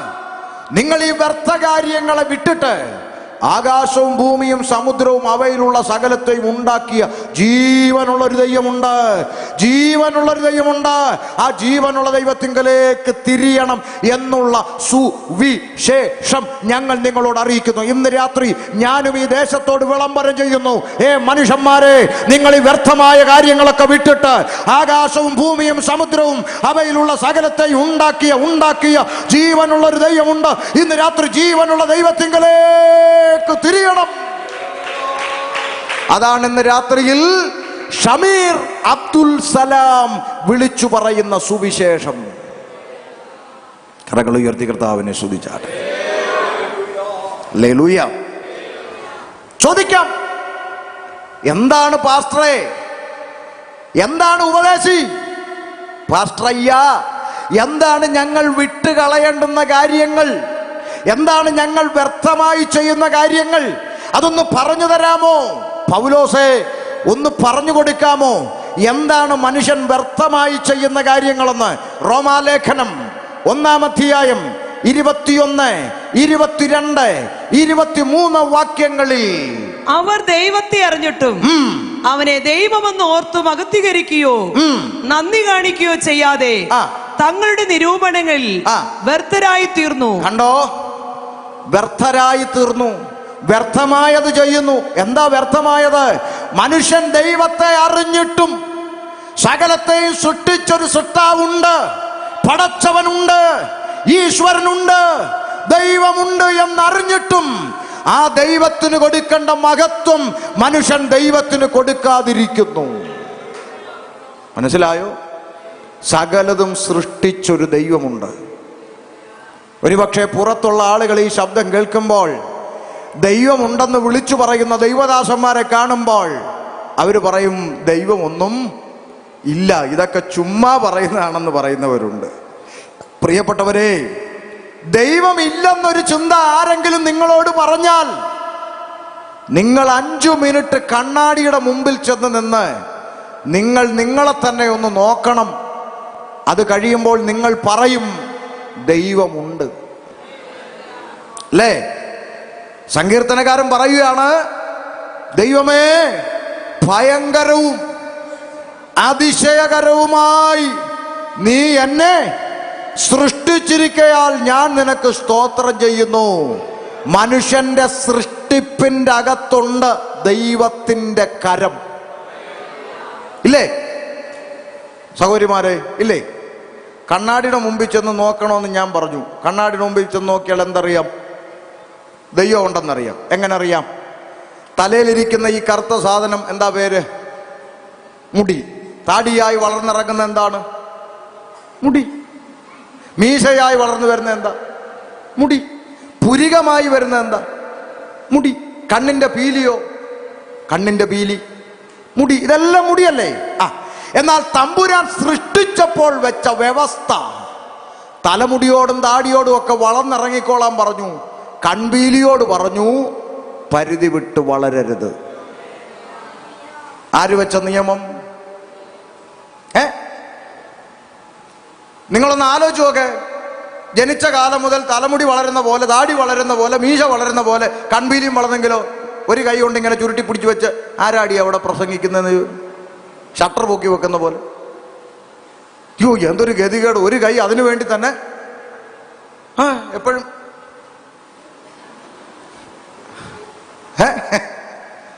ശരിയല്ലേ ഞാൻ പറഞ്ഞേ? നമുക്ക് ദൈവത്തെ സ്തുതിക്കാതിരിക്കാൻ പറ്റുമോ? സ്തോത്രം. വേണ്ട വേണ്ട. ഈ നെയ്യാറ്റിൻകര കരമന ഈ റോഡ് 6 വരി പാതയായിട്ടൊക്കെ നല്ല വികസിപ്പിച്ചിങ്ങനെ ഇരിക്കുകയല്ലേ? നെയ്യാറ്റിൻകരയിൽ നിന്ന് കരമനയിലോട്ട് പോകുന്ന വഴി എന്ത് വീതിയായിട്ടൊക്കെ ചെയ്തിട്ടിരിക്കുക അല്ലേ? എന്നിട്ടും എത്ര വണ്ടിയാണ് ഡെയിലി തമ്മിൽ ഇടിച്ച സൈഡിൽ കിടക്കുന്നത് അല്ലേ? അല്ലേ? കണ്ണുകൾ ഉയർത്തി ആകാശമണ്ഡലത്തിലേക്ക് നോക്കിയേ, സൗരയൂഥങ്ങളിലേക്ക് നോക്കിയേ. ഭ്രമണപഥങ്ങളിൽ സഞ്ചരിക്കുന്ന ഒറ്റ ഗ്രഹത്തിന് ഡ്രൈവർ ഉണ്ടോ? ഉണ്ടോ? ഡെയിലി 2 വെച്ച് ഇടിച്ചോണ്ടിരിക്കുവാണോ? ആണോ? ഈ ഭ്രമണപഥങ്ങളിൽ സഞ്ചരിക്കുന്ന ഗ്രഹങ്ങളെല്ലാം കൃത്യമായി ഒന്നിനോട് ഡെയിലി 2 ഡെയിലി ആക്സിഡന്റ് ഉണ്ടോ? ഡ്രൈവർ ഉണ്ടായിട്ടാണോ? ഡ്രൈവർ ഉറങ്ങിപ്പോയി, അങ്ങനെ വാർത്തയുണ്ടോ? അതിനെയൊക്കെ നിയന്ത്രിക്കുന്ന ഒരു സർവശക്തൻ ദൈവമില്ലേ? സർവശക്തനായ ഒരു ദൈവമുണ്ടെന്ന് അറിഞ്ഞിട്ടും, മനുഷ്യനെ നിർമ്മിച്ച സകലത്തെയും ഉണ്ടാക്കിയ ഒരു ദൈവമുണ്ടെന്ന് മനുഷ്യൻ അറിഞ്ഞിട്ടും അവർ ദൈവത്തിനു മഹത്വം കൊടുക്കാതെ തങ്ങളുടെ നിരൂപണങ്ങളിൽ വ്യർത്ഥമായി തീർന്നുവെന്ന്. എന്താണ് അവർ വ്യർത്ഥമായി ചെയ്തതെന്ന് അറിയണ്ടേ? അറിയണം. വായിക്കേ. അവരുടെ വിവേകമില്ലാത്ത ഹൃദയം ഇരുണ്ടുപോയി, ജ്ഞാനികൾ എന്ന് പറഞ്ഞുകൊണ്ട് അവർ മൂഢരായി പോയി. ഇപ്പൊ മനുഷ്യന്റെ അകത്തൊരു ചിന്ത കയറി. എന്താ? ജ്ഞാനികൾ എന്ന് പറഞ്ഞുകൊണ്ട് അവർ മൂഢരായി പോയി. എന്താ വാക്കിന്റെ അർത്ഥം? എനിക്കെല്ലാം അറിയാം, എന്നെ ആരും പഠിപ്പിക്കണ്ട. മനുഷ്യന്റെ ഒരു പൊതു സ്വഭാവം, ഞാൻ ഇതിൻ്റെയൊക്കെ അപ്പുറത്ത് പോയി പഠിച്ച ആളാ, എന്നെ ഇതൊന്നും പഠിപ്പിക്കണ്ട, എനിക്കെല്ലാം അറിയാമെന്നാണ് മനുഷ്യന്റെ ചിന്ത. സത്യത്തിൽ ഇവൻ ഒരു കുന്തവും അറിയത്തില്ല. മനസ്സിലാവുന്നുണ്ടോ? അതിന് ഞാൻ നിങ്ങൾക്കൊരു ചെറിയ ഉദാഹരണം പറയാം. നിങ്ങളുടെ ഈ നാട്ടിൽ ഒരാൾക്ക് ക്യാൻസർ വന്നെന്നിരിക്കട്ടെ, ഉദാഹരണം ക്യാൻസർ. നിങ്ങൾ പള്ളിയിൽ പ്രാർത്ഥിക്കുന്ന ഒരു അമ്മച്ചി എന്നിട്ട് പറയാ, ചാക്കോച്ച ക്യാൻസർ ആണെന്നൊക്കെ കേട്ടല്ലോ, അറിയാൻ ഇച്ചിരി താമസിച്ചു പോയി അമ്മാമ്മേ. ചാക്കോച്ച ഞാനൊരു കാര്യം പറയട്ടെ. എന്നാ അമ്മാമ്മേ? ദേ അപ്പുറത്തൊരു ചർച്ച് ഉള്ളതറിയാവോ? ഏത്? ഇല്ല, പ്രാർത്ഥനയൊക്കെ നടക്കുന്ന ചർച്ച്. ഇല്ല, വെന്തിക്കോസുകാരുടെ ചർച്ച്. അവിടെ 21 ദിവസത്തെ ഉപവാസ പ്രാർത്ഥന നടക്കുക. വലിയ ദൈവപ്രവൃത്തിയൊക്കെയാ വെളിപ്പെടുന്നത്. ചാക്കോച്ചൻ ഒന്ന് അങ്ങോട്ട് പോന്നോ, ക്യാൻസറൊക്കെ ദൈവം സൗഖ്യമാക്കിയാലോ. ഉടനെ ചാക്കോച്ചൻ പറയുന്ന ഡയലോഗ് എവിടെ? പെന്തിക്കോസുകാരുടെ അടുക്കെ. ഞാൻ എൻ്റെ കുടുംബം ഏതാണെന്നറിയാമോ? ഞങ്ങളുടെ കുടുംബകലർ ഏതാണെന്നറിയാമോ? 5 അച്ഛന്മാരുള്ള കുടുംബമായത്, 2 കന്യാസ്ത്രീയും. ഞങ്ങൾ പെന്തിക്കോസുകാരുടെ അടുക്കെ പോകാൻ. അതിനേക്കാൾ നല്ലത് ക്യാൻസർ വന്ന് ചാകുന്ന, നീ പോകാൻ പറഞ്ഞു. മനുഷ്യന്റെ സ്വഭാവമാണ് ഞാൻ പറയുന്നത്. പെന്തിക്കോസ് അമ്മാമ്മ ഇങ്ങ് പോരുന്നു. അപ്പൊ വേറൊരാൾ ചെന്നിട്ട് ചാക്കോച്ചനോട് പറഞ്ഞു, ചാക്കോച്ച വയനാട്ടിൽ കേളു വൈദ്യൻ എന്ന് പറഞ്ഞ ഒരു വൈദ്യനുണ്ട്. എല്ലാ രോഗവും മാറ്റുമെന്നാ കേൾക്കുന്നേ. പോയാലോ? ഉടനെ ചാക്കോച്ചൻ, ആഹാ എടുക്കടാ വണ്ടി, വിടടാ വയനാട്. വിട്ടു, നേരെ വയനാട്. കേളു വൈദ്യൻ നോക്കിയിട്ട് പറഞ്ഞു, ചാക്കോച്ച ഇത് എൻ്റെ കയ്യിൽ ഒതുങ്ങുന്ന കേസല്ല, ഒരു കാര്യം ചെയ്യും, കർണാടകയിൽ ഒരു കക്ഷിയുണ്ട്, അങ്ങോട്ട് വിട്ടോളാൻ പറഞ്ഞു. വിടടാ വണ്ടി. വയനാട്ടിൽ നിന്ന് നേരെ മൈസൂർ വഴി കർണാടകയ്ക്ക് വിടാൻ പറഞ്ഞു. കർണാടക വിട്ടു. കർണാടക ചെന്നപ്പോൾ അവിടുത്തെ ഡോക്ടർ നോക്കി വെച്ച് പറഞ്ഞു, ഇത് ഇച്ചിരി കൂടിപ്പോയി, എൻ്റെ കയ്യിൽ നിൽക്കത്തില്ല, ഒരു കാര്യം ചെയ്, സാറ് നേരെ ഡൽഹിക്ക് വിട്ടോ, അവിടെ കേന്ദ്രമന്ത്രിമാർക്ക് വേണ്ടി ചികിത്സിക്കുന്ന ഒരു പ്രത്യേക വിങ് ഇപ്പോൾ ഉണ്ട്, അങ്ങോട്ട് വിട്ടോളാൻ പറഞ്ഞു. എന്നാ വണ്ടി ഒതുക്കടാ, അടുത്ത ഫ്ലൈറ്റ് എടുക്കടാ. ബാംഗ്ലൂർ ഫ്ലൈറ്റ് എടുത്ത് നേരെ ഡൽഹിക്ക് പോയി. ഡൽഹി ചെന്നപ്പോൾ അവർ നോക്കിയിട്ട് പറഞ്ഞു, അയ്യോ ഇത് ഇച്ചിരി കൂടിപ്പോയി, ഒരു കാര്യം ചെയ്യും, വേഗം മലേഷ്യക്ക് വിട്ടോളാൻ. നേരെ അടുത്ത ഫ്ലൈറ്റ് എടുത്ത് മലേഷ്യക്ക് പോയി. മലേഷ്യ ചെന്നപ്പോൾ അവിടുത്തെ ഡോക്ടർ നോക്കി വെച്ച് പറഞ്ഞു, ഇനി നിങ്ങൾ ലോകത്തിൽ എവിടെ കൊണ്ടുപോയാലും ഇതിന് ചികിത്സയില്ല, ദൈവത്തോട്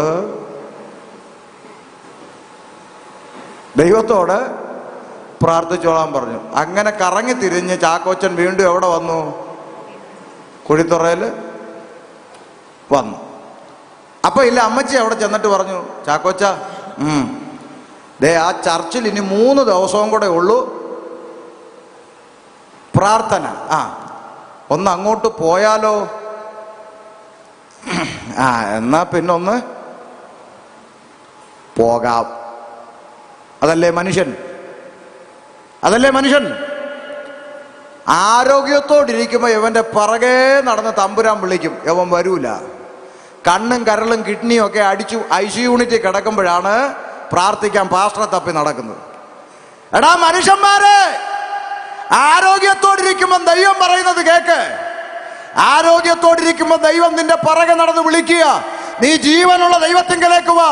കണ്ണും കരളും കിഡ്നിയും ഒക്കെ അടിച്ചു പോയിട്ട് ഉപദേശം തപ്പി നടക്കാതെ ആരോഗ്യത്തോടിരിക്കുമ്പോൾ തമ്പുരാൻ നിന്റെ പുറകെ നടന്ന് വിളിക്കുക, നീ ജീവനുള്ള ദൈവത്തിങ്കലേക്ക് തിരിഞ്ഞു വാ, ജീവനുള്ള ദൈവത്തിങ്കലേക്ക് തിരിഞ്ഞു വാ. ജീവിക്കുന്നൊരു ദൈവമുണ്ട്. ഹല്ലേലൂയ. അതുകൊണ്ടാ പറഞ്ഞത്, ജ്ഞാനികളെന്ന് പറഞ്ഞുകൊണ്ട് മനുഷ്യൻ മൂഢരായിപ്പോയി. എല്ലാം അറിയാമെന്ന ചിന്ത, പക്ഷെ ഒന്നും അറിയത്തില്ല. എന്നിട്ട് അവരെന്താ ചെയ്തത്? അടുത്ത വാക്കൊന്ന് വായിച്ചേ. അക്ഷയനായ ദൈവത്തിന്റെ തേജസ്സിനെ അവർ ക്ഷയമുള്ള മനുഷ്യൻ, പക്ഷി, നാൽക്കാലി, ഇഴജാതി എന്നിവയുടെ രൂപസാദൃശ്യമായി മാറ്റിക്കളഞ്ഞു. ശ്രദ്ധിച്ചേ, സർവശക്തനായ സകലത്തെയും സൃഷ്ടിച്ച മഹാദൈവത്തിന് കൊടുക്കേണ്ട മഹത്വം മനുഷ്യന്മാരാർക്ക് കൊടുക്കാൻ തുടങ്ങി? സ്രഷ്ടാവിനെ മറന്നിട്ട് സൃഷ്ടിയെ ദൈവം എന്ന് വിളിച്ചു. ദൈവത്തിന് കൊടുക്കേണ്ട മഹത്വം മനുഷ്യൻ പങ്കുവെച്ചു. ആർക്കൊക്കെ? മനുഷ്യൻ, പക്ഷി, നാൽക്കാലി, ഇഴജാതി എന്നിവയ്ക്ക് മഹത്വം കൊടുക്കാൻ തുടങ്ങി. തമിഴ്നാട്ടിലുണ്ടോന്ന് എനിക്ക് അറിഞ്ഞുകൂടാ. ഇവിടെ പാരമ്പര്യം പറയുന്ന ക്രിസ്ത്യാനി ഇതിനെ 4നെയും കൂടെ ഒന്നിച്ച് ഒരു കണ്ണാടി കൂട്ടി വെച്ചാണ് മഹത്വം കൊടുക്കുന്നത്. അറിയാമോ? നാൽക്കാലി ആരാ? കുതിര. മനുഷ്യൻ അതിൻ്റെ പുറത്ത്, ഇഴജാതി കീഴെ പാമ്പ്. ഇപ്പൊ പറവജാതിയോ? പടത്തിലോട്ട് നോക്കിയാൽ കാണാം, ഈ ഇഴജാതിക്ക് 2 ചിറക് വരച്ചു വെച്ചിട്ടുണ്ട്. കുന്തവും കൊണ്ട് ഇങ്ങനെ, കണ്ടിട്ടില്ലേ? ഇവിടെ ഒന്നും ഇല്ലയോ? ഗീവർഗീസ് അണ്ണൻ, മനസ്സിലായോ? സർവശക്തനായ ദൈവത്തിന് കൊടുക്കേണ്ട മഹത്വം, അവർ സൃഷ്ടാവിന് കൊടുക്കേണ്ട മഹത്വം സൃഷ്ടിക്ക് കൊടുത്തു. മനുഷ്യന്മാരെ പിടിച്ച് ദൈവങ്ങളാക്കി, ആൾ ദൈവമാക്കി മഹത്വം കൊടുത്തു. നാൽക്കാലിക്ക് മഹത്വം കൊടുത്തു, പറവജാതിക്ക് മഹത്വം കൊടുത്തു, ഇഴജാതിക്ക് മഹത്വം കൊടുത്തു. ഞങ്ങളുടെ നാട്ടിലൊക്കെ ഈ ഇഴജാതിയും പലർക്ക് എന്തുവാ ദൈവം. ഈ പാമ്പ് ചിലർക്കൊക്കെ എന്തുവാ ദൈവം. പക്ഷെ ദൈവം വീട്ടിൽ വന്നാലോ? വാവ സുരേഷിന് അല്ലേ? ദൈവം സ്നേഹമല്ലേ? അല്ലേ? ദൈവ സ്നേഹമല്ലേ? അപ്പൊ ദൈവ സ്നേഹം കൊണ്ട് അന്വേഷിക്കാൻ വന്ന എല്ലാ വർഷവും എൻ്റെ അടുത്ത് വരുന്ന രമണി ഇപ്രാവശ്യം വന്നില്ലല്ലോ, രമണിക്ക് എന്ത് പറ്റിയെന്ന് അന്വേഷിക്കാൻ വേണ്ടി സ്നേഹത്തോടെ വീട്ടിൽ വന്നതാ. അപ്പൊ രമണി താണ്ട കാറി കൂവി വാവാ സുരേഷനെ വിളിച്ചു.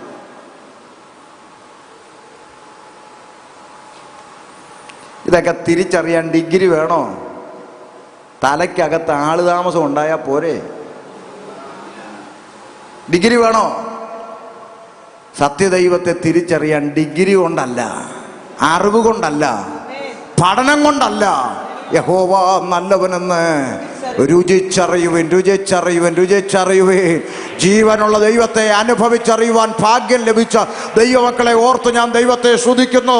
ഇന്ന് രാത്രി ദൈവത്തിന്റെ വചനം മനുഷ്യന്മാരോട് വിളിച്ചു പറയുക. അക്ഷയനായ ദൈവത്തിന് കൊടുക്കേണ്ട മഹത്വം ദൈവത്തിന് കൊടുക്കാതെ അവർ സ്രഷ്ടാവിനെ മറന്നു, സ്രഷ്ടാവിനെ മറന്നു. മനുഷ്യൻ സ്രഷ്ടാവിനെ മറന്നു. പകരം സൃഷ്ടിക്ക് മഹത്വം കൊടുക്കുന്ന വ്യർത്ഥമായ കാര്യങ്ങളെ വിടണം. ഹല്ലേലൂയ. മനുഷ്യൻ വ്യർത്ഥമായ കാര്യങ്ങൾ വിടണം. എന്താ വിടേണ്ടത്? സൃഷ്ടാവിനെ തിരിച്ചറിയണം. ഇന്ന് രാത്രി എന്തിനാ പണം മുടക്കി ഇങ്ങനൊരു യോഗം ഇവിടെ നടത്തുന്നെന്ന് ചോദിച്ചാൽ അതിനൊറ്റ ഉത്തരമേ ഉള്ളൂ.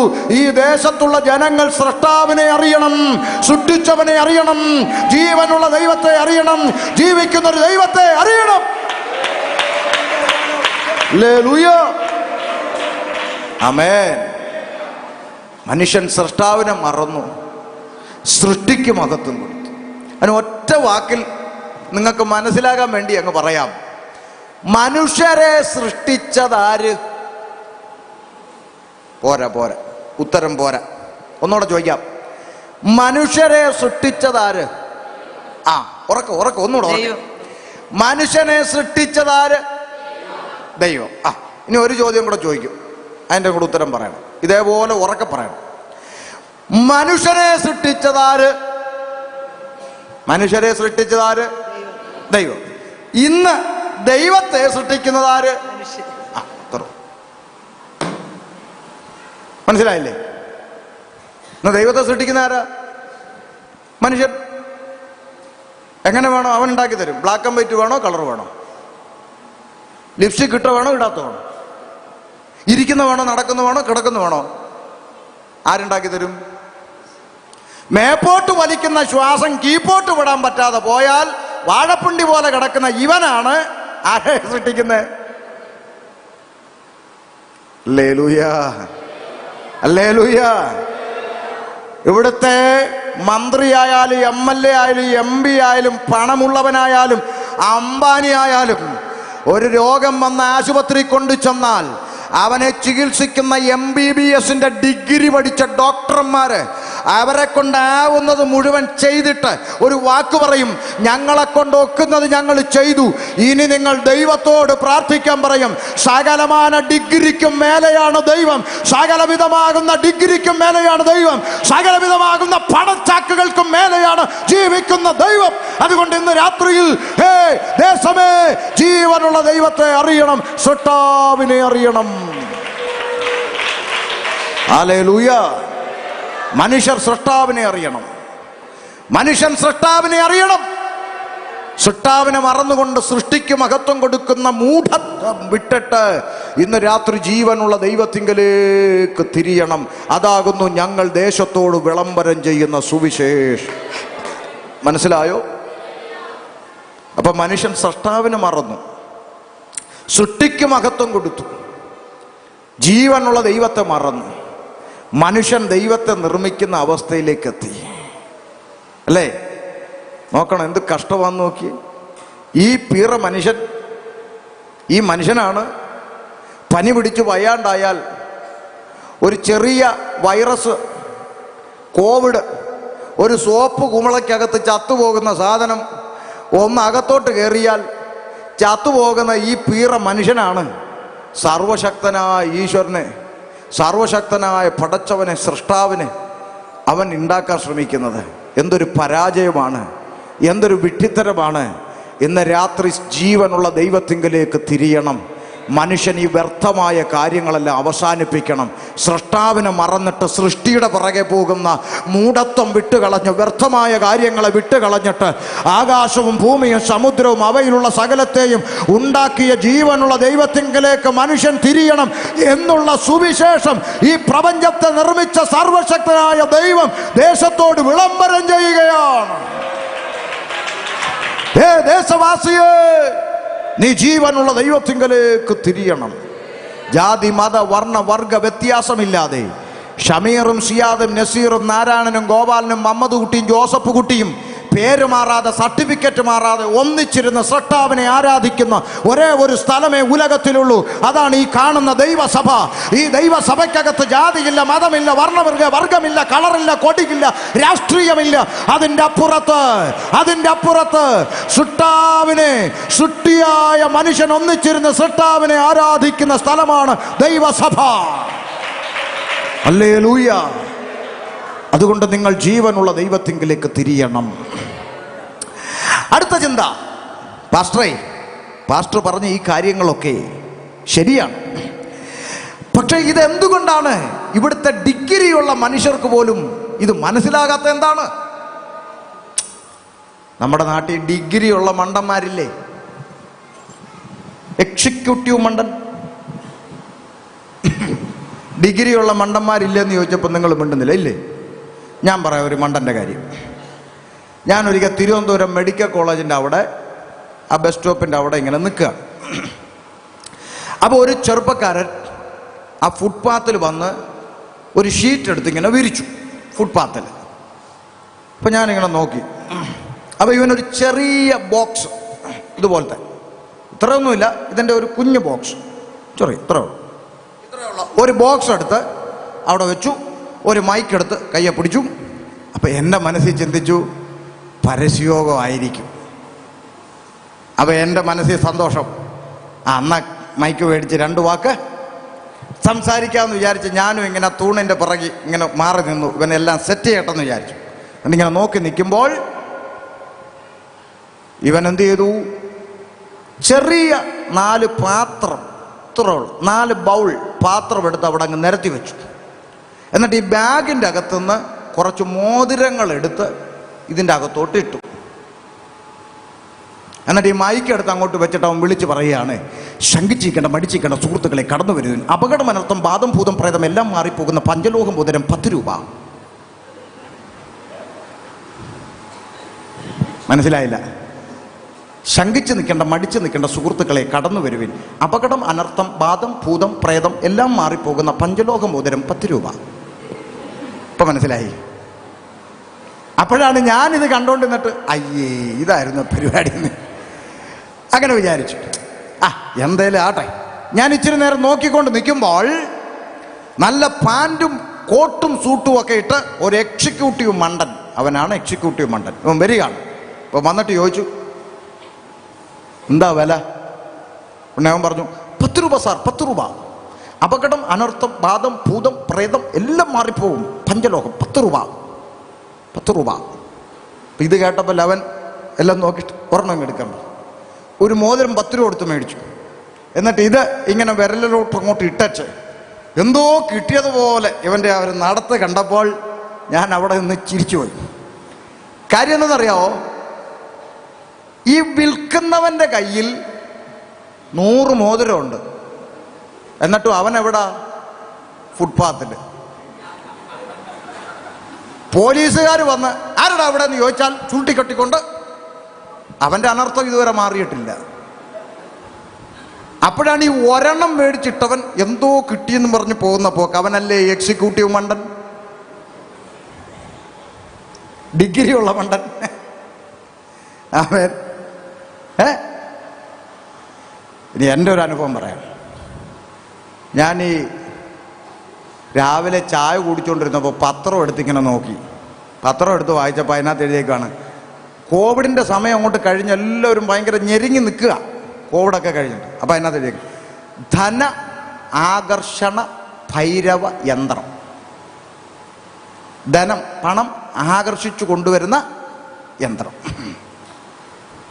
കണ്ടപ്പോൾ സന്തോഷം. ഞാൻ നമ്പറിൽ വിളിച്ചു, ചുമ്മാ രസമല്ലേ. ഞാൻ വിളിച്ചിട്ട് ചോദിച്ചു, ചേട്ടാ കോവിഡൊക്കെ കഴിഞ്ഞ് ഭയങ്കര ഞെരുക്കത്തിരിക്കുക, ഈ യന്ത്രം അത് നമ്മൾ വീട്ടിൽ കൊണ്ടുവച്ചാൽ പണം ഇങ്ങനെ നമ്മുടെ വീട്ടിൽ വന്നുകൊണ്ടിരിക്കുമെന്ന് പറഞ്ഞു. ശരി, എത്ര രൂപ വിലയാന്ന് ചോദിച്ചു. ഒരെണ്ണം 5000 രൂപയേ ഉള്ളൂ. 5000 രൂപ. ഞാൻ പറഞ്ഞു, ഇത്ര യന്ത്രം കയ്യിലുണ്ടായിട്ടും നിങ്ങൾ ഇത് 5000 രൂപയ്ക്ക് കൊടുക്കണമെങ്കിൽ നിങ്ങൾക്ക് ഒഴുക്കില്ലേന്ന് ചോദിച്ചു. അപ്പോഴേ ഫോൺ വെച്ചു. ഇവൻ്റെ കയ്യിൽ ഇത്ര യന്ത്രം ഇരിപ്പുണ്ട്, എന്നാലും ഇവൻ ഫ്രീ ആയിട്ട് കൊടുക്കൂല. അവൻ ഫോൺ വെച്ചില്ലായിരുന്നെങ്കിൽ ഞാൻ പറഞ്ഞാൽ പിണറായി സഖാവിന് ഒരെണ്ണം കൊടുക്കാൻ, കേരളത്തിന് കടം കൊണ്ട് നിൽക്കാൻ വയ്യ. ആമേൻ. അപ്പൊ എക്സിക്യൂട്ടീവ് മണ്ടന്മാരുണ്ട്. കുഞ്ഞിന് പോലും മനസ്സിലാകുന്ന ഈ കാര്യങ്ങൾ ഇത്ര കൃത്യമായി പറഞ്ഞു കൊടുത്തിട്ടും ഒരു കൂട്ടം ആളുകൾക്ക് എന്താ പാസ്റ്ററെ ഇത് മനസ്സിലാകാത്തെന്നൊരു അത്ഭുതകരമായ ചോദ്യമല്ലേ. ആ ചോദ്യത്തിനൊരു മറുപടി വിശുദ്ധ ബൈബിൾ പറയുന്നുണ്ട്. എന്താ ഇത് ആളുകൾക്ക് മനസ്സിലാകാത്തത്? 2 കൊരിന്ത്യർ ലേഖനം 2 കൊരിന്ത്യർ ലേഖനം 4-ാം അധ്യായം 3-4 വാക്യങ്ങളൊന്ന് വേഗത്തിൽ വായിച്ചേ. എന്നാൽ ഞങ്ങളുടെ സുവിശേഷം മറഞ്ഞിരിക്കുന്നു എങ്കിൽ നശിച്ചു പോകുന്നവർക്ക് എത്രേ മറഞ്ഞിരിക്കുന്നു. അപ്പൊ കണ്ടോ, പൗലോസ് പറയുന്നു ഞങ്ങളുടെ സുവിശേഷം കുറെ ആളുകൾക്ക് എന്ത് ചെയ്യുന്നു? മറഞ്ഞിരിക്കുന്നു. ശ്രദ്ധിച്ചേ, എന്താ മറഞ്ഞിരിക്കുന്നത്? സുവിശേഷം. എന്താ സുവിശേഷം? ജീവനുള്ള ദൈവം. അപ്പൊ ജീവനുള്ള ദൈവം ചില ആളുകൾക്ക് മറഞ്ഞിരിക്കുന്നെങ്കിൽ ആർക്കാ മറഞ്ഞിരിക്കുന്നെന്നാ വായിച്ചേ? നശിച്ചു പോകുന്നവർക്ക് എത്രയും മറഞ്ഞിരിക്കുന്നു. അപ്പൊ ഇത് ആരുടെ തലയിലാ ഇത് കേറാത്ത? നരകത്തിലേക്ക് ടിക്കറ്റ് റിസർവേഷൻ ചെയ്തിരിക്കുന്നവരുടെ തലയിൽ ഇത് കേറൂല. നമ്മൾ ഇനി എങ്ങനൊക്കെ പറഞ്ഞു കൊടുത്താലും, ഒരു കൊച്ചു കുട്ടിക്ക് മനസ്സിലാകുന്ന പോലെ പറഞ്ഞു കൊടുത്താലും, നരകത്തിലേക്ക് ടിക്കറ്റ് റിസർവേഷൻ ചെയ്ത പിശാച് വലിച്ചു കൊണ്ടുപോകുന്ന ഒരുത്തൻ്റെയും തലയിലേക്ക് ഇത് കയറുന്നില്ല. എന്തുകൊണ്ട് കയറുന്നില്ല? അടുത്ത വാക്യം, ദൈവപ്രതിമയായ ക്രിസ്തുവിന്റെ തേജസ്സുള്ള സുവിശേഷത്തിന്റെ പ്രകാശനം ശോഭിക്കാതിരിപ്പാൻ ഈ ലോകത്തിന്റെ ദൈവം അവിശ്വാസികളുടെ മനസ്സ് കുരുടാക്കി. കണ്ടോ, മനുഷ്യന്റെ ഹൃദയത്തിന്റെ അകത്ത് ഈ വെളിച്ചം, പ്രകാശം, സുവിശേഷത്തിന്റെ പ്രകാശം മനുഷ്യന്റെ അകത്തോട്ട്, മനുഷ്യന്റെ കുടുംബത്തോട്ട്, മനുഷ്യ ജീവിതങ്ങളിലേക്ക്, ഇരുട്ടിൽ കിടക്കുന്ന മനുഷ്യർക്ക് ഈ വെളിച്ചം അകത്തോട്ട് ചെന്ന് അവനൊന്ന് സന്തോഷത്തോടെ ജീവിക്കുന്ന അനുഭവത്തിലേക്ക് അവൻ വരാതിരിക്കുവാൻ, മനുഷ്യൻ സന്തോഷത്തോടെ സമാധാനത്തോടെ ജീവിക്കാതിരിക്കാൻ വേണ്ടി ഈ ലോകത്തിൻ്റെ ദൈവം അവൻ്റെ മനസ്സിനെ കുരുടാക്കി. പാസ്റ്ററെ, എന്താ പാസ്റ്ററെ ഈ ലോകത്തിൻ്റെ ദൈവം? അതിനെ വിശുദ്ധ ബൈബിൾ വിളിക്കുന്ന പേരാണ് പാപം. ആമേൻ. പാപം എന്ന് പറയുന്ന ഒരുത്തൻ ഈ ലോകത്തെ ഭരിക്കുന്നു. അവൻ്റെ പേരാണ് ഈ ലോകത്തിൻ്റെ ദൈവം. പാപം. മനുഷ്യന്റെ അകത്ത് പാപമെന്ന ഇരുട്ട് കുടിയിരിക്കുന്നു. ആ ഇരുട്ട് പുറത്തു പോകണമെങ്കിൽ സുവിശേഷത്തിന്റെ പ്രകാശം അകത്തോട്ട് ചെല്ലണം. ഇന്ന് ഈ ആരാധന നടക്കുന്ന ഹോളിന്റെ അകത്ത് ഇരുട്ടില്ലാത്തത് എന്താ? ഈ ഹോളിന്റെ അകത്ത് ഇരുട്ട് വരത്തില്ലേ? വരും. വരണമെങ്കിൽ എന്ത് ചെയ്യണം? ഈ വെളിച്ചം മുഴുവൻ ഓഫ് ചെയ്താൽ ഇവിടെ എന്ത് വരും? ഇരുട്ട് വരും. ഈ ഇരുട്ട്, വെളിച്ചം വന്നാൽ ഇരുട്ട് എന്ത് ചെയ്യും? വഴിമാറും. മനുഷ്യന്റെ ഹൃദയക്കൂടിൻ്റെ അകത്തിരിക്കുന്ന പാപമെന്ന് പറയുന്ന ഇരുട്ട് യേശു എന്ന് പറയുന്ന വെളിച്ചം അകത്തോട്ട് വരുമ്പോൾ അകത്തു കുടിയിരിക്കുന്ന പാപമെന്ന ഇരുട്ടിൽ നിന്ന് അവൻ മനുഷ്യൻ പ്രകാശത്തിലേക്ക് നയിക്കപ്പെടുമ്പോഴാണ് അവൻ അനുഗ്രഹിക്കപ്പെടുന്നത്, അവൻ ദേശത്ത് മാനിക്കപ്പെടുന്നത്, അവൻ ദൈവ മക്കളായി മാറുന്നത്, അവൻ സ്വർഗരാജ്യത്തിന് അവകാശിയായി തീരുന്നത്. മനസ്സിലായോ? ഇതിൽ കൂടുതൽ എങ്ങനെ പറയും? അപ്പൊ നമ്മൾ ഇത് വിളിച്ചു പറയുമ്പോൾ ഒരു കൂട്ടം ആളുകൾ പറയുന്നത് മനുഷ്യൻ പാപിയല്ല, മനുഷ്യൻ മനുഷ്യൻ പാപിയൊന്നുമല്ല. ഈ പാസ്റ്റർമാർ ചുമ്മാ പറയുന്നതാണ് മനുഷ്യൻ പാപിയാ. മനുഷ്യൻ പാപിയല്ലല്ലോ. മനുഷ്യൻ പാപിയല്ലെന്ന് പറയുന്നവരാരെങ്കിലും ഈ ശബ്ദത്തിൻ്റെ പരിധിയിൽ എന്നെ കേൾക്കുന്നെങ്കിൽ ഇന്ന് രാത്രി കടയടച്ചു പോകുമ്പോൾ കടയ്ക്ക് പൂട്ടിടരുത്. നാളെ രാവിലെ അറിയാം ഇവിടെ പാപിയുണ്ടോന്ന്.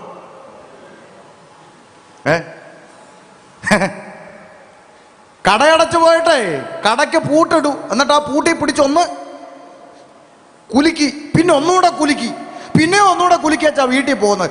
എന്നിട്ടും പുള്ളിക്ക് ഉറക്കം കിട്ടാതെ വന്നപ്പോൾ CCTV വെച്ചു കടയില്. എന്തിന്? മനുഷ്യൻ പാപിയായതുകൊണ്ട്. നമ്മുടെ നാട്ടിലെ സഹോദരിമാര് ചോദിക്കുക, രാത്രി ഉറങ്ങുമ്പോൾ കതകടച്ച് കൊളുത്തിട്ട് ഓടാമ്പലും പിടിച്ചിട്ടു, എന്നിട്ട് ഇപ്പൊ കതകിന്റെ പുറകിൽ ചട്ടിയും കലവും വാരി അടുക്കി വെച്ചാണ് ഉറങ്ങുന്നതെന്ന്. ആരെ പേടിച്ച്? പുലി ഇറങ്ങുമെന്ന് പേടിച്ചാണോ? ആണോ? പുലി ഇറങ്ങുമെന്ന് പേടിച്ചാണോ? അല്ല, പിന്നെ ആരെ പേടിച്ച്? മനുഷ്യന്മാരെ പേടിച്ച്. പുലി ഇറങ്ങുമെന്ന് പേടിച്ചല്ല, ഇരുകാലി മനുഷ്യന്മാരെ ഭയന്നിട്ട്. ഒരു 10-11 മണി കഴിഞ്ഞാൽ ഒരു പെൺകുഞ്ഞിന് ഇവിടുന്ന് തിരുവനന്തപുരം വരെ പോയിട്ട് ഒറ്റയ്ക്ക് തിരിച്ചു വരാനുള്ള ധൈര്യമില്ലാത്തത് പുലി ഇറങ്ങുമെന്ന് പേടിച്ചല്ല, ഇരുകാലി മനുഷ്യന്മാരെ പേടിച്ചിട്ട്. കാരണം വേദപുസ്തകം പറയുന്നു, പാപമെന്ന് പറയുന്ന ഇരുട്ട് മനുഷ്യന്റെ അകത്ത് കുടിയിരിക്കുന്നു. അപ്പൊ ചില ആളുകൾ പറയും, നിങ്ങൾ சொன்னது ശരിതാ അല്ലേ, നിങ്ങൾ പറഞ്ഞത് ശരിയാ, മനുഷ്യൻ പാവിയാ. പക്ഷെ ഞാൻ അങ്ങനല്ല. അതെന്നാ? അല്ല, ഞാൻ ഇതുവരെ ആർക്കും ഒരു ദോഷവും ചെയ്തിട്ടില്ലല്ലോ, അതുകൊണ്ട് ഞാൻ പാപി അല്ലല്ലോ എന്ന്. ഇവിടെ അടുത്ത ഒരു ചേട്ടൻ ഒരു മൂർഖൻ പാമ്പിനെ വളർത്തുന്നുണ്ടെന്ന് ചിന്തിക്കുക. ഉദാഹരണം, ഈ പാമ്പ് ഇന്നുവരെ ആരെയും കടിച്ചിട്ടില്ല, അതുകൊണ്ട് അതിന് വിഷമില്ലെന്ന് പറഞ്ഞ് വായി കൈ കൊണ്ട് വെക്കുവോ? ഉണ്ടെന്നില്ല. ഇന്നുവരെ കടിച്ചിട്ടില്ല, ഓക്കെ, ഇന്നുവരെ കടിച്ചിട്ടില്ല എന്ന് കരുതി വായി കൈ കൊണ്ട് വെച്ചാൽ കടിക്കും. കടിച്ചാലോ ചാകും. ഇന്നുവരെ കടിച്ചിട്ടില്ല, അതുകൊണ്ട് വിഷമില്ലെന്ന് പറയരുത്. ആമേൻ. ഒരിക്കൽ കടിച്ചാൽ വിഷം പുറത്തു വരും. അതിൻ്റെ തെളിവാണ് ഇന്നലെ വരെ നമ്മുടെ മുമ്പിൽ കൂടെ മാന്യന്മാരായി ജീവിച്ച പല ആളുകളും ഇന്ന് സർക്കാരിൻ്റെ ഇരുമ്പഴിക്കകത്ത് കിടക്കാൻ കാരണം എന്താ? ഇന്നലെ വരെ അവർ നമ്മുടെ മുമ്പിൽ മാന്യന്മാരായിരുന്നു. ഇന്ന് അവരുടെ അകത്തിരുന്ന പാപത്തിൻ്റെ വിഷം പുറത്തു വന്നു. സകല മനുഷ്യൻ്റെയും ഉള്ളിൽ പാപമെന്ന് പറയുന്ന ഇരുട്ട് കുടിയിരിക്കുന്നു. വേദപുസ്തകം പറയുന്നു, ഏകനാൽ പാപവും പാപത്താൽ മരണവും ലോകത്തിൽ പ്രവേശിച്ചു, മനുഷ്യൻ പാപത്തിലായി. പാപം മനുഷ്യന്റെ അകത്ത് കയറിയപ്പോൾ സംഭവിച്ച ഏറ്റവും വലിയ ദുരന്തം, മനുഷ്യൻ സ്രഷ്ടാവിനെ മറന്നു, സൃഷ്ടിച്ചവനെ മറന്നു, സൃഷ്ടിയ ദൈവമെന്ന് വിളിക്കാൻ തുടങ്ങി. കാരണം പാപം അകത്ത് കയറി. ഇന്ന് രാത്രി ഞാൻ ദേശത്തോട് വിളിച്ചു പറയാം, പാപമെന്ന് പറയുന്ന ഇരുട്ട് മനുഷ്യന്റെ ഹൃദയത്തിൽ കുടിയേറിയപ്പോൾ ഈ ഇരുട്ടിൽ നിന്ന് മോക്ഷം തേടി, വെളിച്ചം തേടി മനുഷ്യൻ ഈശ്വരന്മാരോട് നിലവിളിക്കാൻ തുടങ്ങി. മോക്ഷം തേടി മനുഷ്യൻ കിലോമീറ്ററോളം സഞ്ചരിക്കാൻ തുടങ്ങി. മോക്ഷം തേടി പുണ്യകർമ്മ ക്രിയാദി പ്രവർത്തികൾ ചെയ്യാൻ തുടങ്ങി. മോക്ഷം തേടി അവൻ ആരാധനാലയങ്ങൾ സന്ദർശിക്കാൻ തുടങ്ങി.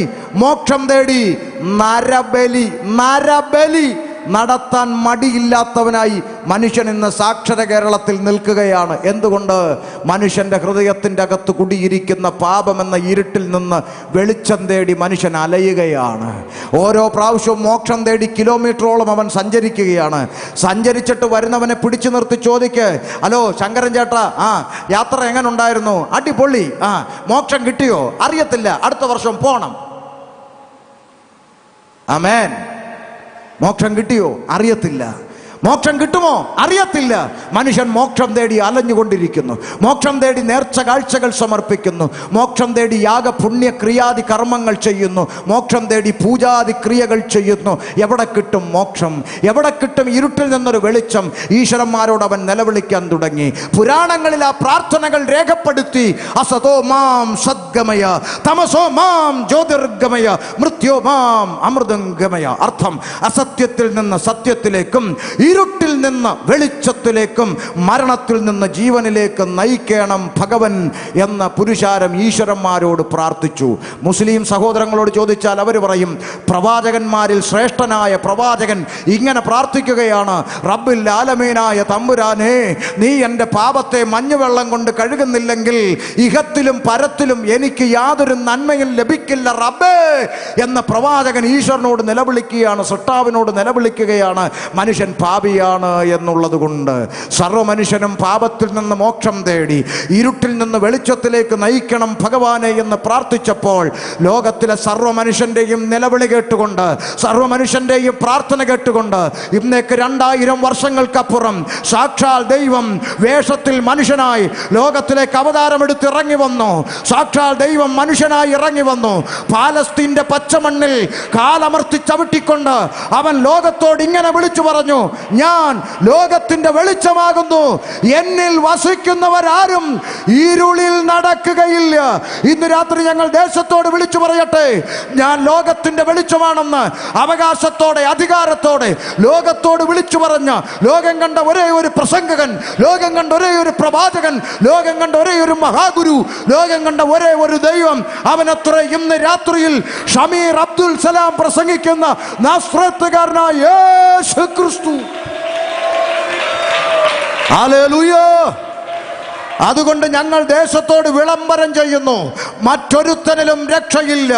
മാനവജാതിക്ക് പാപത്തിന്റെ പിടിയിൽ നിന്ന്, ഇരുളിന്റെ പിടിയിൽ നിന്ന്, തിന്മയുടെ പിടിയിൽ നിന്ന് രക്ഷ പ്രാപിപ്പാൻ, മോക്ഷം പ്രാപിപ്പാൻ ആകാശത്തിന്റെ കീഴിൽ മനുഷ്യരുടെ ഇടയിൽ യേശുക്രിസ്തു എന്ന ഏക നാമമല്ലാതെ പോരാ, ഏക സത്യ സുവിശേഷമല്ലാതെ പോരാ, ഏക സത്യ നിത്യ ദൈവമല്ലാതെ മറ്റൊരു രക്ഷാമാർഗം ഈ ക്ഷിതിയിൽ ഇല്ലവേ ഇല്ല എന്ന് ഇന്ന് രാത്രി അഭിമാനത്തോടെ ഞങ്ങൾ വിളംബരം ചെയ്യുകയാണ്. കരങ്ങൾ ഉയർത്തി കർത്താവിനെ സ്തുതിച്ചാൽ അതാണ് സുവിശേഷം. അത് പറയാനാണ് സുവിശേഷ യോഗം. അത് പറയാൻ പറ്റത്തില്ലെങ്കിൽ പിന്നെ ഈ പണിക്കൊന്നും ഇറങ്ങരുത്. Praise the lord. മറ്റൊരുത്തനിലും രക്ഷയില്ല. ആമേൻ. യേശു ക്രിസ്തു എന്ന് പറയുന്ന വെളിച്ചം ഏതൊരു മനുഷ്യന്റെ ഹൃദയത്തിൻ്റെ അകത്തേക്ക് കടന്നു വരുന്നോ, അവൻ്റെ പേര് മാറാതെ, മതം മാറാതെ, സർട്ടിഫിക്കറ്റ് മാറാതെ, അവൻ്റെ അകത്ത് കുടിയിരിക്കുന്ന പാപമെന്ന ഇരുട്ടിനെ പറിച്ചെടുത്ത് പുറത്തെറിഞ്ഞിട്ട് നാളെ മുതൽ അവൻ്റെ ജീവിതത്തിൻ്റെ ചരിത്രം മാറ്റിമറിക്കാൻ കഴിയുന്ന ഒരേ ഒരു സന്ദേശം ഉലകത്തിലുണ്ടെങ്കിൽ അതാണ് ഞങ്ങൾ ഇന്ന് രാത്രിയിൽ അഭിമാനത്തോടെ വിളംബരം ചെയ്യുന്ന യേശുക്രിസ്തുവിൻ്റെ സുവിശേഷം എന്ന് പറയുന്ന സന്ദേശം. മറ്റൊരുത്തനിലും രക്ഷയില്ല. ഹല്ലേലൂയ. അപ്പോൾ ഒരു ഭാഗം കൂടെ പറഞ്ഞ് ഇന്നത്തെ സന്ദേശം നാളത്തേക്ക് ഞാൻ ബാക്കി വെക്കുകയാണ്. പാസ്റ്ററേ, നിങ്ങൾ പറഞ്ഞ ഈ ദൈവത്തെ കാണാൻ ഞങ്ങൾ എവിടെ പോകണം? ഏത് ദേവാലയത്തിൽ പോകണം? ഏത് സ്ഥലത്ത് പോയാൽ ഈ ദൈവത്തെ ഒന്ന് കാണാൻ പറ്റും? ഈ ദൈവത്തെ ഞങ്ങൾക്കൊന്ന് കാണണമെങ്കിൽ എവിടെ പോകണം? വേദപുസ്തകത്തിന്റെ മറുപടി അപ്പോസ്തലപ്രവൃത്തി 17:24 വാക്യം ഒന്ന് വായിച്ചേ. ലോകവും അതിലുള്ളതൊക്കെയും, ആമേൻ, ലോകവും അതിൽ കാണുന്ന സകലത്തെയും ഉണ്ടാക്കിയ ദൈവം. ആരാ? ഉണ്ടാക്കിയ ദൈവം. ജനം ഒന്ന് പറഞ്ഞേ, ആരാ? ഉണ്ടാക്കിയ ദൈവം. ഈ ലോകവും ഇതിൽ കാണുന്ന സകലത്തെയും, ഈ പായലിരിക്കുന്ന നിന്നെയും എന്നെയും ഉണ്ടാക്കിയ, പറ, ദൈവം. നീ ഉണ്ടാക്കിയതല്ല, നിന്നെ ഉണ്ടാക്കിയ ദൈവം അല്ലേ? ഈ ലോകവും ഇതിലുള്ള സകലത്തെ ഉണ്ടാക്കിയ ദൈവം സ്വർഗത്തിനും ഭൂമിക്കും നാഥനാകൊണ്ട്. അപ്പൊ ഈ ദൈവം ആരാ? സ്വർഗത്തിനും ഭൂമിക്കും. ഈ പ്രപഞ്ചത്തെ മുഴുവൻ സൃഷ്ടിച്ച പടച്ചവൻ, സൃഷ്ടാവ്, ഈശ്വരൻ, ദൈവം എന്ന് പറയുന്ന ആള് ഏതെങ്കിലും ഒരു ജില്ലയിൽ ഇരിക്കുന്ന പുള്ളിയല്ല. ഏതെങ്കിലും ഒരു പഞ്ചായത്തിൽ കയറി ഇരിക്കുന്ന പുള്ളി അല്ല. എല്ലാവരും കൂടെ വണ്ടി വിളിച്ചു ഇങ്ങോട്ട് പോവാന്ന് പറയാൻ അവിടെ പോയി ഇരിക്കുന്ന പുള്ളി അല്ല. നീ പറയുന്നതനുസരിച്ച് മൂക്കിൽ ശ്വാസമുള്ള ഈ പീറ മനുഷ്യൻ പറയുന്നത് അനുസരിച്ച് ഇരിക്കാനും എഴുന്നേക്കാനും നടക്കാനും കിടക്കാനും കയറാനും ഇറങ്ങാനും അടയ്ക്കാനും തുറക്കാനും നിന്റെ കീഴെ പണിയെടുക്കുന്ന ബംഗാളി അല്ല ദൈവം. ആമേൻ. നിന്റെ വീട്ടിൽ പണിയെടുക്കുന്ന ബംഗാളിയോട് പറഞ്ഞാൽ അവൻ കേൾക്കും. അതുപോലെ നീ പറയുന്നതൊക്കെ അനുസരിച്ച് നടക്കുന്നവനല്ല പ്രപഞ്ചത്തെ നിർമ്മിച്ച സൃഷ്ടാവ്. മനസ്സിലായോ? നീ പറയുന്നതെല്ലാം കേട്ടനുസരിച്ച് ഏതെങ്കിലും ഒരു പഞ്ചായത്തിൽ ഇരിക്കുന്നവനല്ല ദൈവം. സ്വർഗത്തിനും ഭൂമിക്കും നാഥനായ ദൈവം. സ്വർഗത്തിനും ഭൂമിക്കും നാഥനാകൊണ്ട് കൈപ്പണിയായ ക്ഷേത്രങ്ങളിൽ വാസം ചെയ്യുന്നില്ല. കൈപ്പണിയായ കെട്ടിടങ്ങളിലൊന്നും ദൈവം കുടിയിരിക്കുന്നില്ല. മനസ്സിലായോ? മനസ്സിലായോ? മനസ്സിലാക്കാൻ വേണ്ടി ഒരു ഉദാഹരണം പറ. ഇങ്ങോട്ട് നോക്ക്, എല്ലാവരും ഇങ്ങോട്ട് നോക്ക്. 2018 കേരളത്തിൽ പ്രളയം വന്നോ? ഒന്ന് ഉറക്കെ പറ. വന്നു. പ്രളയം വന്നപ്പോൾ നമ്മുടെ പാരമ്പര്യം പറയുന്ന ക്രിസ്ത്യാനിയുടെ വീട്ടിലിരിക്കുന്ന യേശുവും ഗീവർഗീസും മാതാവും ഉൾപ്പെടെ ഉള്ളതെല്ലാം വെള്ളത്തിൽ കൂടെ എന്ത് ചെയ്തു? പറ. ഒഴുകിപ്പോയോ? പോയി. അപ്പൊ ചാക്കോച്ചൻ വെളിയിലിറങ്ങി രക്ഷിക്കാൻ വേണ്ടി നോക്കിയപ്പോൾ ആകാശത്ത് എന്ത് വരുന്നു? ഹെലികോപ്റ്റർ വരുന്നു. അപ്പൊ ചാക്കോച്ചൻ ഇറങ്ങി നിന്നിട്ട്, ഹലോ ഹെലികോപ്റ്റർ പ്ലീസ്. അയ്യോ, എൻ്റെ ഗീവർഗീസ് ഇതോ പോകുന്നു, അവനെ ഒന്ന് രക്ഷിക്കെന്നാണോ പറഞ്ഞത് അതോ എന്നെ രക്ഷിക്കണമെന്നാണോ പറഞ്ഞത്? എന്തുവാ പറഞ്ഞു? സത്യമേ പറയാവൂ. കൊച്ചുങ്ങൾ സത്യം പറഞ്ഞു. എന്നെ രക്ഷിക്കണമെന്നാ പറഞ്ഞല്ലേ? ഹെലികോപ്റ്റർ താഴോട്ടിറങ്ങി വന്നു, ചാക്കോച്ചനെ രക്ഷിച്ചു, ദുരിതാശ്വാസ ക്യാമ്പിൽ കൊണ്ടുപോയി താമസിപ്പിച്ചു. ഒരാഴ്ച കഴിഞ്ഞപ്പോൾ വെള്ളമൊക്കെ ഇറങ്ങിപ്പോയി. ചാക്കോച്ചൻ തിരിച്ചു വീട്ടിൽ വന്നപ്പോൾ ഒഴുകിപ്പോയ ഗീവർഗീസ് അവിടെ ചെളി പിടിച്ച് കിടക്കുന്നു. ചാക്കോച്ചൻ ഓടിപ്പോയി അതിനെ തുടച്ചെടുത്ത് വൃത്തിയാക്കി ഷോക്കേഴ്സിൽ കൊണ്ട് വെച്ചിട്ട് പറയുകയാണ്, എന്നെ രക്ഷിക്കണേ എന്ന്.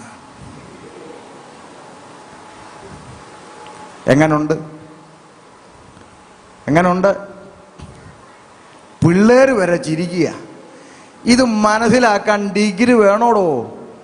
വേണോ? തലയ്ക്കകത്ത് മൂള ഉണ്ടായാൽ മതി.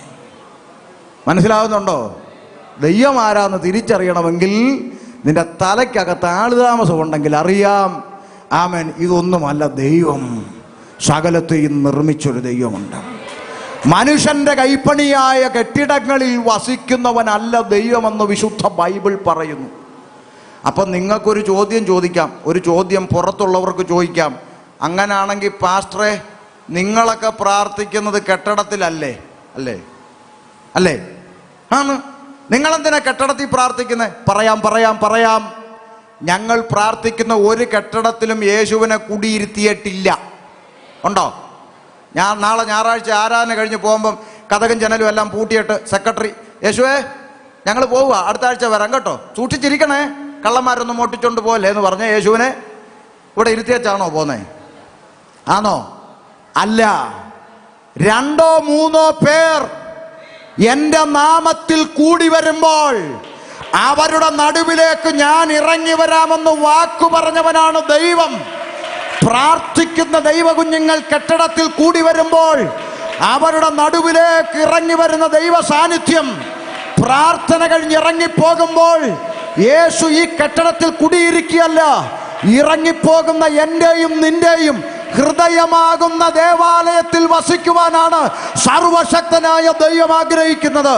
വിശുദ്ധ വേദപുസ്തകം വിളിച്ചു പറയുന്നു, നാം ജീവനുള്ള ദൈവത്തിന്റെ ആലയമല്ലോ. ഹല്ലേലൂയ. ഞാൻ നിങ്ങളോട് ചോദിക്കട്ടെ, സത്യം, വീണ്ടും സത്യമേ പറയൂ. പിള്ളേർ സത്യം പറയും, അതുകൊണ്ട് പിള്ളേരോട് ചോദിക്കാൻ. ആമേൻ. ഈ ലോകത്തിലുള്ള ഏത് ദൈവങ്ങൾ വേണമെങ്കിലും നിങ്ങളെടുത്തോ, എനിക്ക് ആ ദൈവത്തോടൊരു സങ്കടം പറയണം. ഓക്കെ? സങ്കടം പറയണമെങ്കിൽ ആ ദൈവം ഏത് ജില്ലയിലിരിക്കുന്നു, ഏത് പഞ്ചായത്തിലിരിക്കുന്നു, ഞാൻ വണ്ടിക്കൂലിയും കൊടുത്ത് ബസ്സും കയറി വണ്ടി ഓടിച്ച് അത് ഇരിക്കുന്നിടത്ത് പോയി സങ്കടം പറയണം. അല്ലേ? എന്നാൽ ഉലകത്തിൽ ഒരു ദൈവം മാത്രം പറഞ്ഞു, നീ എന്നെ തപ്പി ഞാൻ ഇരിക്കുന്നിടത്ത് വരണ്ട. 2-3 പേർ എൻ്റെ നാമത്തിൽ കൂടി വരുമ്പോൾ ഞാൻ നിന്റെ അടുക്ക വരാമെന്ന് പറഞ്ഞ ഒരു ദൈവം ഉലകത്തിലുണ്ടെങ്കിൽ അത് യേശുക്രിസ്തു മാത്രമേ പറഞ്ഞിട്ടുള്ളൂ. നീ എന്നെ തപ്പി വരണ്ട, പരിമലയിലും വരണ്ട, കുരിശുമലയിലും വരണ്ട, ഒരു മലയിലും വരണ്ട. 2 3 പേർ എൻ്റെ നാമത്തിൽ കൂടി വരുമ്പോൾ അവരുടെ മധ്യ ഇറങ്ങി വരാമെന്ന് പറഞ്ഞ ഒരു ദൈവം ഉലകത്തിലുണ്ടെങ്കിൽ അത് യേശുക്രിസ്തു മാത്രമേ ഉള്ളൂ. ഹല്ലേലൂയ. അതുകൊണ്ട് യേശുവിനെ തപ്പി ആരും എങ്ങും പോകണ്ട. പ്രാർത്ഥിക്കുന്നതിൻ്റെ നടുവിൽ ദൈവ സാന്നിധ്യം ഇറങ്ങി വരും. അതുകൊണ്ടാണ് ചില ആളുകൾ നമ്മളോട് ചോദിക്കും, നിങ്ങൾ എന്തിനാ ഇങ്ങനെ ബഹളം? നിങ്ങൾക്ക് ഇച്ചിരി ശാന്തമായിട്ട് പ്രാർത്ഥിച്ചൂടെ? നിങ്ങളെല്ലാം എന്തിനാ ഇങ്ങനെ കൈയടിക്കുന്ന എന്തിനാന്ന്? കൈയടിക്കുന്ന എന്തിനാന്ന്? നിങ്ങൾ കൈയടിച്ച് ദൈവത്തെയും കൂടെ പേടിപ്പിച്ച് ഓടിക്കുമല്ലോ എന്ന്. ഹല്ലേലൂയ. എന്നോട് ഒരിക്കൽ ഒരുത്തൻ ചോദിച്ചു, നിങ്ങൾ എന്തിനാ ഇങ്ങനെ പറ കൈയടിക്കുന്നേന്ന്. ഞാൻ അവനോട് പറഞ്ഞു, മമ്മൂട്ടി വന്നാൽ നിങ്ങൾക്ക് കൈയടിക്കാം, ചെണ്ട കൊട്ടാം. മോഹൻലാൽ വന്നാൽ കൈയടിക്കും, ചെണ്ട കൊട്ടും, ഗുണ്ടു പൊട്ടിക്കും. രജനീകാന്ത് വന്നാൽ ചെണ്ട കൊട്ടും, കൈയടിക്കും, ഗുണ്ടും പൊട്ടിക്കും. മമ്മൂട്ടി വന്നാൽ കൈയടിക്കാം, മോഹൻലാൽ വന്നാൽ കൈയടിക്കാം, രജനീകാന്തും വിജയും ഒക്കെ വന്നാൽ കൈയടിക്കാം. വാഗ്ദത്ത പ്രകാരം പ്രാർത്ഥിക്കുന്നവന്റെ നടുവിലേക്ക് ഈ പ്രപഞ്ചത്തെ മുഴുവൻ സൃഷ്ടിച്ച ദൈവം ഇറങ്ങി വരുമ്പോൾ ആ ദൈവ സാന്നിധ്യം ശരീരത്തിലും ആത്മാവിലും അനുഭവിച്ചറിയുന്ന ദൈവ കുഞ്ഞുങ്ങൾക്ക് കൈയടിക്കാതിരിക്കാൻ പറ്റത്തില്ല, ചാടാതിരിക്കാൻ പറ്റത്തില്ല, തുള്ളാതിരിക്കാൻ പറ്റത്തില്ല. ദൈവത്തിന്റെ സാന്നിധ്യം അരികിലേക്ക് ഇറങ്ങി വരുമ്പോൾ ജീവനുള്ള ദൈവത്തെ അനുഭവിച്ചറിഞ്ഞ ദൈവ കുഞ്ഞുങ്ങൾ അവനെ ആത്മാവിലും സത്യത്തിലും ആരാധിക്കും. ഹല്ലേലൂയ. ദൈവ സാന്നിധ്യം ഇറങ്ങി വരുമ്പോൾ, ദൈവ സാന്നിധ്യം ശരീരത്തിൽ അനുഭവിച്ചറിയുമ്പോൾ ഞങ്ങൾക്ക് കൈയടിക്കാതിരിക്കാൻ കഴിയില്ല, പാടാതിരിക്കാൻ കഴിയില്ല. ജീവനുള്ള ദൈവം. അതുകൊണ്ട് ജീവനുള്ള ദൈവത്തെ കാണാൻ ഞങ്ങൾ എവിടെ പോകണമെന്ന ചോദ്യത്തിന് ഇന്ന് രാത്രി ദേശത്തോട് മറുപടി പറയാം. എങ്ങും പോകണ്ട. ഇരിക്കുന്ന ഇരിപ്പിൽ, നിൽക്കുന്ന നിപ്പിൽ നിന്നുകൊണ്ട്, യേശുവേ എൻ്റെ ഹൃദയം, എൻ്റെ ഹൃദയത്തിൻ്റെ വാതിൽ ഇന്ന് രാത്രി ഞാൻ അങ്ങേക്കായി തുറന്നു തരുന്നു. എൻ്റെ ഹൃദയത്തിൽ അങ്ങ് കടന്നു വരണം. എൻ്റെ ഹൃദയത്തിൽ കുടിയിരിക്കുന്ന പാപമെന്ന കൂരിരുട്ടിനെ പടിയടച്ച് പുറത്താക്കിക്കൊണ്ട് എന്നെ വെളിച്ചത്തിലുള്ളവനാക്കി ഈ പട്ടണത്തിൽ തല ഉയർത്തിപ്പിടിച്ച് നടക്കുവാൻ, എൻ്റെ കുടുംബത്തെ ഒന്ന് മാനിക്കണം, അനുഗ്രഹിക്കണമെന്ന് പറഞ്ഞുകൊണ്ട് ഇന്ന് രാത്രി നിന്റെ ഹൃദയത്തിൻ്റെ കവാടം യേശുവിന് വേണ്ടി തുറക്കപ്പെടാൻ തയ്യാറാണെങ്കിൽ ഒരു നാണയത്തുട്ട് കൊടുക്കണ്ട, 1 കിലോമീറ്റർ നടക്കണ്ട, ഒരു മെഴുകുതിരി കത്തിക്കണ്ട. സൗജന്യമായി ഫ്രീ ഫ്രീ ഫ്രീ ഇന്ന് രാത്രി സൗജന്യമായി നിന്റെ ഹൃദയത്തിൻ്റെ അകത്തിരിക്കുന്ന പാപമെന്ന ഇരുട്ടിനെ പടിയടച്ച് പുറത്താക്കിക്കൊണ്ട് നിന്നെ വെളിച്ചത്തിലേക്ക് നയിപ്പാൻ കഴിവുള്ള ദൈവം ഇന്ന് രാത്രി ഞാൻ പ്രസംഗിക്കുന്ന യേശു ക്രിസ്തു. അതുകൊണ്ട് ഇങ്ങനെ പറഞ്ഞ് അവസാനിപ്പിക്കട്ടെ. മറ്റൊരുത്തനിലും രക്ഷയില്ല. നാം രക്ഷ പ്രാപിപ്പാൻ ആകാശത്തിന്റെ കീഴിൽ മനുഷ്യരുടെ ഇടയിൽ യേശുക്രിസ്തു എന്ന ഏക നാമമല്ലാതെ മറ്റൊരു നാമം ഇല്ലവേ ഇല്ല എന്ന് ദേശത്തോട് ഉച്ചത്തിൽ ഉറക്കെ വിളംബരം ചെയ്തുകൊണ്ട് ഞാൻ എൻ്റെ വാക്കുകൾക്ക് ഇന്നത്തേക്ക് വിരാമം കുറിക്കുന്നു.